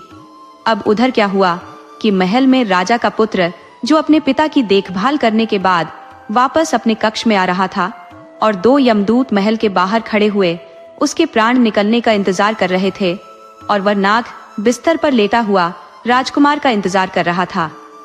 अब बूढ़े ब्राह्मण ने भोजन ले जाकर उधर अपनी पुत्री को दे दिया। इधर राजकुमार रुद्रसेन चलता चलता अपने कमरे की तरफ जा रहा था। यमदूत सोच रहे थे कि अब कुछ ही क्षण बचे हैं। जैसे ही वह नाग राजकुमार को डसेगा तो हम उसके प्राण निकाल ले जाएंगे। अब बूढ़े ब्राह्मण ने उधर वह भोजन अपनी लड़की को दिया। लड़की पूछने लगी, पिताश्री, ये भोजन आप कहाँ से लाए हैं? तब बूढ़ा ब्राह्मण ने कहा, बेटी, ये भोजन मुझे महारानी ने दिया है। यहाँ के राजा की जो पुत्र वधू है वह बहुत ही दयालु है। उसने मुझ पर दया करके ये भोजन की थाली मुझे दे दी है। अब यह भोजन तुम कर लो। अब लड़की जो कहती है स्वादिष्ट भोजन मुझे दे दिया। लड़की की आत्मा स्वादिष्ट भोजन करने के बाद आशीर्वाद देने लगती है। उसके मन से धीरों आशीर्वाद निकलने लगते हैं। वह भगवान से प्रार्थना करने लगी, हे भगवान, जिसने भी यह भोजन दिया है उसका सुहाग अमर हो जाए, वह सदैव सौभाग्यवती बनकर रहे। जैसे ही भोजन का निवाला उस लड़की ने अपने मुंह में डाला, उसकी आत्मा तृप्त हो गई और उसकी आत्मा से आशीर्वाद निकलने लगा कि उसका पति अमर हो जाए। इधर राजकुमार अपने कमरे की तरफ जा रहा था। यहाँ पर दूत खड़े हुए उसके मृत्यु का इंतजार कर रहे थे। परंतु जैसे ही राजकुमार ने अपने बिस्तर पर जाने के लिए तैयार हुआ, तभी वहां पर एक देवदूत प्रकट हुआ। उसने अपनी शक्ति से नाग को बेहोश कर दिया। नाग से अब चला भी नहीं जा रहा था। उसमें आगे बढ़ने की तो बिल्कुल भी शक्ति नहीं थी। वह नाग सोचने लगा, यह अब मुझे क्या हो गया है? अभी तो मैं इस राजकुमार को डसने आया था, परंतु अब मैं चल भी नहीं पा रहा हूँ। ये सब क्या हो रहा है? असल में यह सब उस आशीर्वाद का फल था, उसी आशीर्वाद का प्रभाव था जो उस भूखी लड़की ने दिया था, जिसके कारण एक देवदूत वहां पर आकर खड़ा हो गया। इसके बाद वह देवदूत उन यमदूतों से कहने लगा कि तुम इस राजकुमार के प्राण नहीं ले जा सकते हो। वह कहने लगा, जब किसी को श्राप लग सकता है तो आशीर्वाद भी लग सकता है। राजकुमार और नाग के बीच में आशीर्वाद के रूप में वह देवदूत आकर खड़ा हो गया। राजकुमारी का दान मृत्यु को आगे नहीं बढ़ने दे रहा था। यमदूत देवदूत से कहने लगे, तुम यहाँ से लौट जाओ और हमें हमारा काम करने दो, हम इसके प्राण लेकर जाएंगे। देवदूत कहने लगा, नहीं, ऐसा कभी नहीं होगा। मेरे रहते हुए यह बिल्कुल नहीं हो सकता, क्योंकि मुझे स्वयं भगवान भोलेनाथ ने भेजा है। अब उन दोनों में बहस होनी आरंभ हो गई। दोनों ने युद्ध करना शुरू किया। देवदूत की शक्ति से यमदूत तो आगे बढ़ने से नहीं बढ़ पा रहे थे, क्योंकि देवदूत की शक्ति ज्यादा थी। देवदूत ने उन यमदूतों को रोक दिया था। यमदूत भी हार मान गए और वापस यमलोक को चले गए। यमदूत तो जाकर यमराज से कहने लगे, महाराज, हम उस राजकुमार के प्राण नहीं ले पाए। यमराज कहने लगे, ये कैसी विडंबना है, तुम लोग खाली हाथ क्यों वापस लौट आए हो? तभी यमदूत कहने लगे, स्वामी, उसके प्राणों को लेने के लिए हम गए थे, लेकिन बीच में एक देवदूत आकर खड़ा हो गया और उसने हमें हरा दिया। उसके सामने हमारा कोई जोर नहीं चल पाया। यमराज कहने लगे, ऐसी कौन सी बड़ी ताकत है जो मृत्यु के मार्ग में बाधा बन रही है? यमदूतों ने बताया कि स्वामी, उसके दान की शक्ति और आशीर्वाद की शक्ति है, जिससे देवदूत और भी शक्तिशाली हो जाता है। यमराज कहने लगे, तुम लोग रहने दो, लगता है मुझे उसके प्राण लेने के लिए धरती लोक पर जाना पड़ेगा। फिर यमराज स्वयं धरती लोक की तरफ चल दिए और राजा के महल में प्रकट हुए। यमराज देवदूत से कहने लगे, तुम नहीं जानते हो कि विधि के विधान के अनुसार इसकी आयु पूर्ण हो चुकी है और मैं इसके प्राण लेने आया हूँ। तब देवदूत कहने लगा, महाराज, मुझे बताइए कि क्या श्राप नहीं लगता है? श्राप तो ब्रह्मा जी और विष्णु जी को भी झेलने पड़े थे।